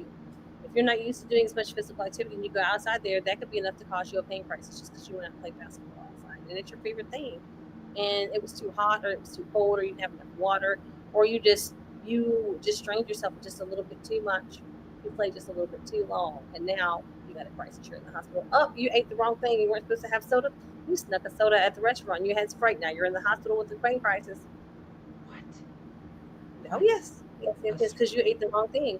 Like they ate the white bread pizza instead of like the other pizza we Yeah. got. They ate the wrong kind of pizza or the wrong foods. And next thing you know, they're in the hospital and triggered a pain crisis. And that's like I also have Crohn's. So Crohn's is like, it's an autoimmune as well, and like if I eat paleo, purely paleo, no problems in the world. Everything in the world is good. I have a lot of energy. For the first 2 weeks, I'm thinking of nothing but food, but after that, everything's gravy. But it's always tempting to go back and eat a bunch of junk because immediately it's like because I do it every year. I'll do 1 or 2 times a year, do the paleo for 30 days, and 2 weeks of nothing but thinking about food, and then 2 weeks of just being like feeling really good. As soon as that 30 days is up, I'm going. I'll take some sugar and some dairy, and completely back to just problems. That's the But see, what you need to do, is you just need to do the life switch up. You have to don't do it all at once. See, because if you try to do it all at once, that's where you fail at because you're like you need to have a little something, right? So maybe probably the last thing you should give up is either going to be you have to pick one. Either have to be sugar or cheese. Whatever is harder for you, give that up last. sugar's just in everything. That's the hardest thing about sugar. It's not even that I eat a bunch of sugary things. It's in everything. It's in what was it? It was in the Yeah, but why are you spices. eating? So again, you're eating. So look, you're eating packaged food. That's what your problem is. You're eating food in I the agree package. entirely. I agree entirely. That's the So I'm not saying we don't have any packaged foods, but like if you go look in my closet, I've got the glass jars of beans, I've got rice, I've got pasta, I've got spaghetti sauce. I probably got some broth in there, either chicken or beef or veg, bone stuff broth. like that, tomato paste and stuff like that. I don't really do much canned food. Yeah. Only thing I probably buy canned is like diced like canned tomatoes or something like that, and maybe beans. And you have to watch, make sure they don't add additives in there, stuff that you can do in there and quickly. But that's pretty much it. I don't Other than that, I don't really eat canned food. You see, they've been doing to rice, where it's plastic pieces. Like, That's really old. I just yeah, don't know which ones have it. the But we only way don't to eat do it regular. is to Yeah, test it. but What I do you eat do? brown rice. Brown, me too. I do brown rice. Like, I just I like the taste of it. Like, even when I get my sushi, brown rice. My wife If you hates can it. get the option. Yeah, my wife Yeah, but hates it. so what you need to what your thing would be is like you know what to do. You're just not doing it. Yeah, no, that's So, exactly it. so what I do, so look, in my book, I had to take it step by step. So the things, so when you go on your paleo thing, Hmm. that should be your lifestyle. Yeah. And then when what you do is instead of like going back and cheating forever, you can go back and you have like a couple cheat days a month. Just whenever, like if you decide like, so okay, you're doing paleo, this is how you live now. Tomorrow we're having broccoli cheese, so you can have the broccoli cheese. There's nothing wrong with Hmm. that. You see what I'm saying? But that doesn't mean we're gonna have rotel dip the next day. That's not the next day. See what We're I'm gonna have it saying? later So that if we're night. doing so like for Thanksgiving, you might maybe you want like mac and cheese and rotel, you got that, but the rest of the stuff doesn't have to be that. And then like just be smart about it. Brown sugar, maple syrup, molasses, and that's got the nutrients in there. And then if you're using those natural sources, you may or may not, depending on how bad your stuff is, depending you may or may not have issues with that. I mean, like literally, it's the word. Like, I've had doctors be like, "Yo, that's the worst case I have ever seen in my life. Like, that sucks." And it's like, "Yep, yep." Multiple corrective surgeries, and it's like, nah. No, So, you don't do that. You change. The surgery is what kills you and puts you on the way out. yep. You change the food is I what if you. know. The Trust problem me, I is know. what you put in makes a reaction, and this it Hmm. doesn't matter if it's Crohn's or it's sickle cell, but it's what you put in there because whatever you put in has to come out of there. I mean, I know that's not people want to really hear that, but that's just kind of how it works, Yep. you That's know. how it And works. I so, think they know. I think okay, they so know. let me say it like this: everyone can eat spicy food. If you Hmm. put that spicy food in, sometimes it tastes good coming in, but some people can't handle when it has to come out. Yeah, I've heard that. Yeah. So think about it's like the same thing with the junk food. You cram the thing is the junk food often you don't really taste it so much. You cram it in, and there's so many things that they're added to the flavors to try to give you the mouth feel and the texture and the flavors. But we don't eat that stuff. Food Like science. honestly, but I don't. But we don't. Literally, we don't eat any of that. We don't eat. We don't buy any of that. Like boxed macaroni and cheese. What is that? I Rice aroni? I No, like the we don't go. blue Say box no. noodles. We don't go. Ramen noodles. It's probably the buckwheat noodle. No, listen. Okay. We do ramen, but the ramen we do, I make my own ramen and it's buckwheat noodles. Do you Buckwheat understand what I'm noodles. saying? I don't know about buckwheat Buckwheat. noodles. Like, I literally never. So if you okay, so you find these things out when you go to the Asian section in your grocery store and you start digging around and you're like, we don't want the white bread, we don't want the white rice, we're not doing this. And then you look in the like the little smaller ethnic sections, you Yeah. see what they have for the ethnic foods. You still have to flip those around and turn the bottom because some of those, even in the coconut milks, it'll be P65 warnings, state of California cancer. Yeah. It's And supposed to be coconut milk.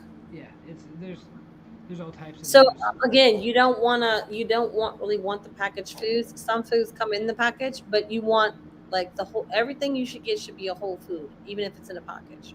That's the diet for. It's so it's really simple. Mhm. You eat whole grains, rice, pasta, whole grains, rice, pasta, and organic bread if you're doing bread. If you do bread, okay, and then you have to see what your flour is depending on that. The oils you want like the you have to Avocado. watch it's avocado, Yeah. coconut, and olive. Yeah. I still use butter, or there's a special brand I use of the vegan butter, and then I'll use sesame oil for the Asian food. But other than that, we don't use anything else. For Nope. sugar, it's brown sugar. It's 100% maple syrup. Molasses is good. We just really haven't been using it so much lately. Same. Honey, and then if I had to use a white sugar, it wouldn't be a true white sugar. It would be the sugar marina with the non bone char, because I've some sugar actually has animal bone char in its bones in the sugar. Interesting. I've never heard that. Like, but I would. I mean, Basic sugar, the azúcar. If you go to like wherever your grocery store is, or if you're a Walmart kind of person, they will have it like in the like you know how they have the flat sugar bags, yeah. but it says sugar marina azúcar, Okay. like in Spanish, I and think it's yeah. and it'll say on there it's got the non-GMO sticker and it'll say bone char free, and that's how you learn that some sugar has bone char in it because when you see the bone char free sugar, well, why is this sugar bone char free? What does that even mean? You get to looking it up, and you're like, oh, Would you don't look everything up because like when you look stuff up, I look up everything. I I look know. it up because I'm not eating that. I don't want propylene glycol. I don't want antifreeze in my food or in Yeah. my lotion. We don't use that. So that's what I say. Well, Same. I've done the whole thing, the whole flip over because there's chemicals and stuff in there. But like really, you have to watch out with everything, with the food, with medical care. If you don't advocate with your food and The your air medical you care, breathe. your health is not going to be very good. No. It's. I mean, medical care. Like that's what we always talk about. Me and my mom, like, 'cause she has heart issues. She's always, you know, she's got 15 stents, 14 stents. It's like she's got heart issues. She knows when it's gonna happen. She's like, she can predict it. She's pretty good. Like she's like, all right, I think I need to go to the hospital. And like 2 weeks ago, yeah, let's go. Which is nothing to play around with, obviously. But but with having that and knowing that she had health issues, like, have you ever heard of methylated, like, methylated vitamins instead of just, what is it? Is it B12 that when they synthesize it, it's cyanide? Like, it's Ooh. that's a pretty big one because B12 is a great vitamin for you if you're deficient in a couple different ways. Well, that's in potatoes. So if you leave like raw potatoes, if they're not, I want to say that's where the cyanide comes in with the raw potatoes. Oh yeah, I believe that comes from there. And then um, rye is what is it, the ricin or whatever that yeah, they kept putting that in those people's envelopes or whatever, yep, and you know what I mean. That like it sounds like what it comes from or whatever ricin is. It's like a rice mold, yep. and some idiot cultivates it. It makes people sick with it. I guess that's how they do it. But I mean, anything can be cultivated. So but that's bread mold is actually really toxic too. People don't realize that, but bread mold can make you really Yeah. sick. Bread in general here is not gonna be good for you. It's not bread. It's like insulation. Yeah, You that's know, the only semi favorite brand. I'm not a brand ambassador, but we would love to. Dave's is my go-to. yep, same, And now same. Ezekiel was pretty good, but Ezekiel's harder to find, and it's in the frozen section, and you can't if it's not frozen, you can't keep it. Yep, So it's the same, I same do here. I do Dave's. I'm talking about that's all we do is Dave's. We don't do That anything else. What that is there raisin, besides Dave's? Like that what is where raisin, you that raisin is so good though. That raisin is so good. it's That, hard to get that too because everybody wants the raisin bread. Like all the brands, you go in the grocery store and it's frustrating. I look on the aisle and the aisle's completely full of food. I'm like, oh, they don't have anything to eat. And people just look, and I'm like, you can't eat anything here. It's all trash. They're like, I know it's all trash. And that, like, I talked to my cousin in Buffalo, and she had like a post on Facebook because she was talking about her health, was something was going on with her health. So I called her up, and I was like, well, cuz, it's like, well, what have you been eating? And she's like, well, the same stuff that we were eating when we were growing up. I was like, that's what the problem is. It's like, because everything that we eat was changed. Yes, it has to. I It I has to. had to stop eating that stuff like in fourth. Some of that stuff I had to stop eating in fourth grade. I got real sick and had to go to the hospital. Like, you'll get stopped up, is what I'll say, is you're not eating properly. I had to stop eating white bread back then, but I didn't completely cut it out. I just was eating like white bread, hamburger, hot dog buns. I started eating wheat bread because of that. And then I found out that there was a difference between wheat bread and what you call light bread. It's called wheat bread, but it's really not wheat bread. It's really light bread. Yep. So, And that's where it's like, um, learning, and it takes time to learn all these things. Like it takes a life of experience because like my mom was not educated on all this. Like she just went with the narrative. Like whatever's on the commercial, that's what it is. Like yeah, fucking what was it? Hamburger Helper back in the day. Sunbeam, hamburger helper, Sunbeam, like all the different bread. Like, I don't need, like, who I look and I'm like, who's eating white bread and white rice? Everywhere you go at the restaurants, it's white bread, white pasta, white rice. I'm like, who's eating this crap? Who Hmm. is eating this? I'm like, The this is masses. disgusting. Look Who's eating around. this? The masses. That's who's eating it. And you have to If want you the eat a change. hamburger, maybe you're eating it. Maybe you eat the bun with the hamburger. But even then, I'm trying to like skip that. I'm trying to get like the tomato bun, like the lettuce burger. I did that like 10 years ago, and people thought I was a weirdo. They thought Yep. I was so weird. And now you do that, and people are like, "Oh yeah, I love my tomato bun." Yep. And it's like, if when I did that before, they're like, "What's up with that?" But now it's, you can ask for it, and people don't think you're weird anymore. It's so Yep. funny. It's great. It's It's like funny. that's me all day. They're like, I just want meat and cheese only, and they're like, "Do you want that without the bun?" Yes. And they do ask you that. It's funny now. No, I haven't got that I'm one. like, I remember I asked that. It was like probably 5 or 6 years ago. I was like, yeah, can I just get? I was like, is there any way I could substitute the bun with like slices of tomato or lettuce? They're like, lettuce. I was like, yeah, but I don't like the iceberg lettuce. Do you have the romaine? They're like, what's romaine? I was like, do you have the Caesar lettuce? Have Right? you ever done that? They know, The they don't know what the the dark romaine is. stuff.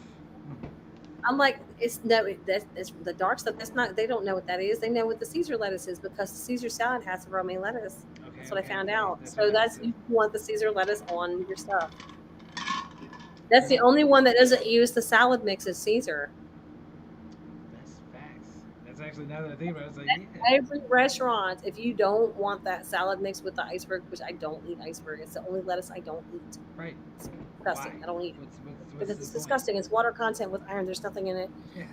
So and let's. it has a smell. It has a smell, a certain smell and a taste, and I don't like it. I don't care if it's organic. I won't eat it. I'm not a fan whatsoever. No. I don't know if Johnny told you. We typically when we go out, what we like to do is we like to do either a acapella, Oh, a he did tell me about that. either So let a. me so let me plug my show, because we got to talking about like We my go. grandma. We got to Yeah. talking about health. We were really supposed to talk about sickle cell, but we did, but we didn't get to. I didn't actually plug my event. So I am doing an event. It's called Show Up and Show Out for Sickle Cell. It's gonna be in Shreveport, Louisiana, next Saturday at 620 Texas Street, East Texas Street in Shreveport at Nard. Is a couple doors down from Abby Singers, right across the street, and also from Rhino Coffee. If you guys are in Shreveport, you know where that is, off of East Texas Street. It's a variety show. We've got singers, we've got rappers, we've got Southern soul artists. We may even have a few comedians. I'm waiting to hear back this weekend. We've got a few last minute little spots for the artists. If anybody is going to be in the Shreveport area and you would like to be an artist, definitely reach out. We're going to have food. We're going to be showing up and showing out for sickle cell. We're going to be honoring some of our warriors, and it's going to be a great time. It's going to be the first annual Show Up and Show Out for Sickle Cell, and you can always hashtag that anytime that you want on social media. If you are going to show up and show out for somebody that has sickle cell trait and disease, definitely put that hashtag in there. We look forward to seeing all of that. And I have a song that I made, "Friend in the Rain," and I've been using that for my sickle cell event, because I am that friend in the rain. They say they ride for you, but they sit back and watch you bleed. I'm riding for my people as I block all those NPCs. Mm. You know? And then I say, who'll be there when you need a friend? Will you be there in the rain? Will you share my pain? And that's why I think that it's a good song too with the sickle cell, because there's a lot of pain involved with sickle cell. The pain crisis is a vaso-occlusive crisis, and what happens is the tissues are dying due to lack of oxygen. It gets blocked off like a stroke or a heart attack, and it's excruciatingly painful. And the cells and the tissues die, and then that's when they have to get those IV pain meds because it's that. And a lot of the sad thing is a lot of those people get turned around, not the kids, but sometimes the teenagers and definitely the adults get turned home and sent home um, without proper pain management and treatment. They just tell them to suck it up. Like, oh, they don't need that. They think that they're drug seek. They treat them like drug seeking individuals, and they're actually been trained to go to the hospital because a vaso-occlusive crisis or a pain crisis is a medical emergency. Yes. But often they get turned away, and my son even has been turned away. My son went to the hospital via ambulance from his school, 4 flights up at Louisiana Tech, and they brought him in with the ambulance. And guess what? He was discharged 4 hours later, where he had to call a ride from a friend because I wasn't up yet to go back to the school to then climb 4 flights of stairs and call me and tell me he was in pain with the sickle cell crisis. I had to bring him to a hospital out here. And they kept him for some hours. And then they called me at 2:30 in the morning, and they said because he didn't have any other comorbidities besides the pain crisis, that they were discharging him home at 2:30 in the morning. That's not stable. I had I thought it was they had to be that stable I woke up out my bed at 2:30 in the morning to come get somebody that had to get brought back 24 hours later because he needed a blood transfusion and he had other problems too. But because he didn't show that he needed the blood transfusion then or whatever, there's not supposed to be any other secondary conditions required for pain management to be kept. But they act like that's conditional. So that's why we show up and show up for sickle cell, and that's why we fight for that cause. I'm definitely going to take that to the Louisiana State Legislature, and then I would love to bring that to the Supreme Court because they need to have things in place for that. They make it a law where you cannot discriminate against anybody with sickle cell trait or disease for employment, and you're not supposed to be able to be fired or unhired for that. It does happen, but that actually is a federal law, and I would like to see people being kept of a minimum of 48 hours for sickle cell pain crisis, unless they specify that they no longer need the pain medication. They feel fine and safe to go home. They should not be forced or coerced to do such. But most people within 48 hours, if there are other symptoms, they will come about with pain, infection, needing oxygen, blood transfusions. A lot of times that can come about within 48 hours. That's 48 to 72 hours. So, and they're not being kept even overnight sometimes for the pain crisis, and it's just ridiculous. A lot of times they have to wait in the waiting rooms. I've had my son wait for 6 hours just to get one triage, and 6 hours later, he's needing fluids, he's needing pain medicine. I don't know if he needed the blood transfusion on that part. I think he also needed oxygen. And we had to leave one hospital after 6 hours. They never checked in, they never triaged, they never had anything else. We had to go to another hospital. We were seen in under an hour, and he was so dehydrated from lack of care at the other hospital. He had to get 2 boluses, like 2 bags of the IV fluids, just to be able to get his lab work because they couldn't get anything out of him. wow. See, that's a So that travesty of and the medical system. that's bad. It's bad. And like just imagine, okay, so I also had a teenage son when the house that I'm in, when we first bought the house in 2021, we got a Hello Fresh kit. And remember when they had that onion recall where everybody was getting the salmonella poisoning? Mhm. My son helped me prepare the hamburgers with the onions, and those onions were sourced from the salmonella source, and he caught salmonella in his bones. He got a bone infection from the Phew. salmonella. And so we went to the hospital, and we brought my grandmother. Okay, so this is 2021, so they still had some of the COVID stuff going on. Because of that, I had a 1-year-old baby that was exclusively breastfeeding. So I couldn't start the baby, but I had to bring the other kid in with the sickle cell. So I called to make sure it was okay to bring my grandma, because once I talked to the doctors and got it admitted, she was going to have to stay with him so I could go home and feed the baby. So we get in there. We got approval from the doctor. We called in advance, mind you. We get in there, we're waiting, this and that. This lady comes in and she screams in my grandma's face, telling her that she was going to catch COVID if she was in there, and that she wasn't allowed to be in there. It was like 100 or 105 degrees outside. The lady was, I don't remember, she was in her 80s, maybe 84 or something like that. But it was in 2021. See what I'm saying? That 84, 85 years old she was. And they wanted her to be out. She wasn't allowed to stay in the building because they was worried she was going to catch COVID. But they didn't care anything about the little sickle cell kid. right. What the fuck? That but my son's arm was like, his elbow was like 3 times the size of his normal arm, and it was obvious that he was swollen that bad. He needed surgery. It was an emergency. and we left that hospital and we had to go beg for care at the place he was supposed to get admitted, because that was a they were gonna have to bring him in and do all that and then transfer him via ambulance to the actual hospital he would have to be at, because they don't have a child's ER at that hospital. That So is the perfect example of how a simple right, like what you would figure would already be with the ADA, because I assume that that's what that still falls under, because it is a form of discrimination, and I think that mhm, there's grounds there, like, but they discriminate because I hate to tell you, it's because my kid is the black kid.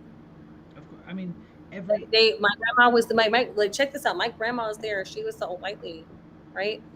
My son's named after my grandma, so that was her namesake. The child that she was in there with is literally named after her, and they're telling her she can't be in there with the child that she's named at that was named after her. Are you kidding me? Because they didn't care about the little sickle cell kid who needed the emergency surgery. That all they care about was the old white lady. That, oh, she might catch COVID. He yeah, needs surgery. It's emergency. Like, you can see his arm. It's something is wrong here. they was making up whatever they could at the time, like it's not only common, like almost it's almost expected, because like I know that if my wife, she's a Southern Belle, and she's just like, she goes in there and they'll hit her with Dilaudid because she's got a headache. I'm like, what the? I go in there and I have all types of ailments and issues, and I go in and it's like, I think that's drug seeking behavior. What? Like, I'm I'm dying here and you can't get anything. They're like, here, how about some Tylenol? What the fuck? And she can get, every time she goes in, they hit her immediately. My mom, same thing. Blam. It's like, man, I got a very arrestable face, so I can relate. That's crazy. But so, not to take it up, because I know we got this one. It'll make for good edits, lots of shorts. You got anybody you want to shout out before we hit a? You got a performance on us? Yes, I do. We'll definitely shout out Dr. Giroudi. He's been our sickle cell doctor since we've been out here in Shreveport, so we definitely got mad love for you. Um, Rest in power. Shouts out to my grandma. She loved those boys more than anything, and she was there helping us. She was a warrior helping us. She used to go when I had to work, and I couldn't go with my son's blood transfusion protocol. My son was on blood transfusions for 10 years because he had a stroke when he was 4. And when I went back to work, my grandmother was the one to stay with him every month. He had to go and do the overnight, so she would go with him while I was at work. So shouts out to grandma, rest in power, because I know you're watching over us.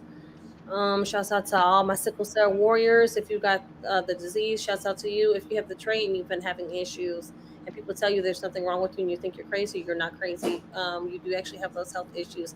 Keep fighting. We're going to put together a team of people that have the trait, and I want to have everybody report their symptoms and then just see the different symptoms and different issues that some of us that have the trait are actually having, instead of just being brushed away because we don't have the severe pain crisis. Most of us don't have the severe pain crisis that people have with the disease have, but I have heard of some reports with people that have the trait having some pain crisis and things of that nature. So we want to help out with that. Shout out to all those people. Shout out to my family, everybody that's supporting us, out here with this, everybody that comes up to the 10, the show up and show up for sickle cell, anybody that's helping us with that and help to make that possible.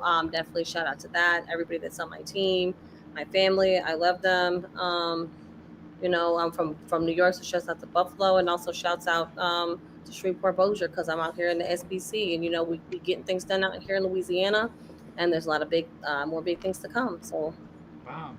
You got that 30 second, 60 second, 90 second down. Yeah, I there's so definitely much to do. say. I definitely do. So you need someone to be there for you in your time of need. But when the time comes, no one will support your needs. They say they ride for you, but they sit back and watch you bleed. I'm riding for my people. Who'll be there in the rain when you need a hand? Who's there to share your pain when you need a friend? Who'll be there in the rain when you need a hand? Who's there to share your pain when you need a friend? Oh, well, yeah, yeah. Yeah, yeah. So Yeah. that's my song. It's called "Friend in the Rain" with Broken Sword. It's on the Soul Alchemy album. You guys should definitely check it out. It's available on all platforms. It's on the album and it's also available as a single on there. Definitely the "Friend in the Rain." I definitely write for my peoples, and we definitely block all the NPCs. So Bomb. That's a great performance and a great way to end it. That was the best 10-second outro ever. Yo, shooting the shits. We got Heather, Miss Banks, the one, the only. Until the next one. Peace, y'all. Yo, hold up for 1 second. Let me cut the live here. Yeah, that was a great show. Like you have like, and that's what I said. Like you have the ability to articulate like your thoughts and ideas so well, and like when you realize you're like, yo, we didn't mention the event. Bam. Within what 2 minutes it was he was in there. yeah, we definitely wanted to mention the event. It's going to be next Saturday. Like I said, anybody that can come out, we really appreciate that. I'm selling tickets online for $50, and then anybody that's performing, obviously they're not having to pay. But if you know anybody that's available to come, send them out here to I Shreveport. was just about to say, Shreveport is I don't even know how many hours that is. I'm actually trying to figure that out because that's I'd go out to that show for sure. Because I like supporting the local music. Is it mostly Shreveport? We do have there is a lot of Shreveport people, but we are going to have some people out of town. If I could have got more people from out of town, but the out of towners needed a little help with like stay and stuff like that, and I really couldn't afford to pay for that. I actually had somebody that was local. I asked to come do it, and she said she would do it, but she wanted me to pay. She's like, "Well, you can pay me a little something." I'm like, "Lady, I'm like, I've known you for more than a decade, and it's like that's the only reason I haven't called you to work with you sooner because I figured you want some money, and I didn't have money for that. I like you're paying for the hall."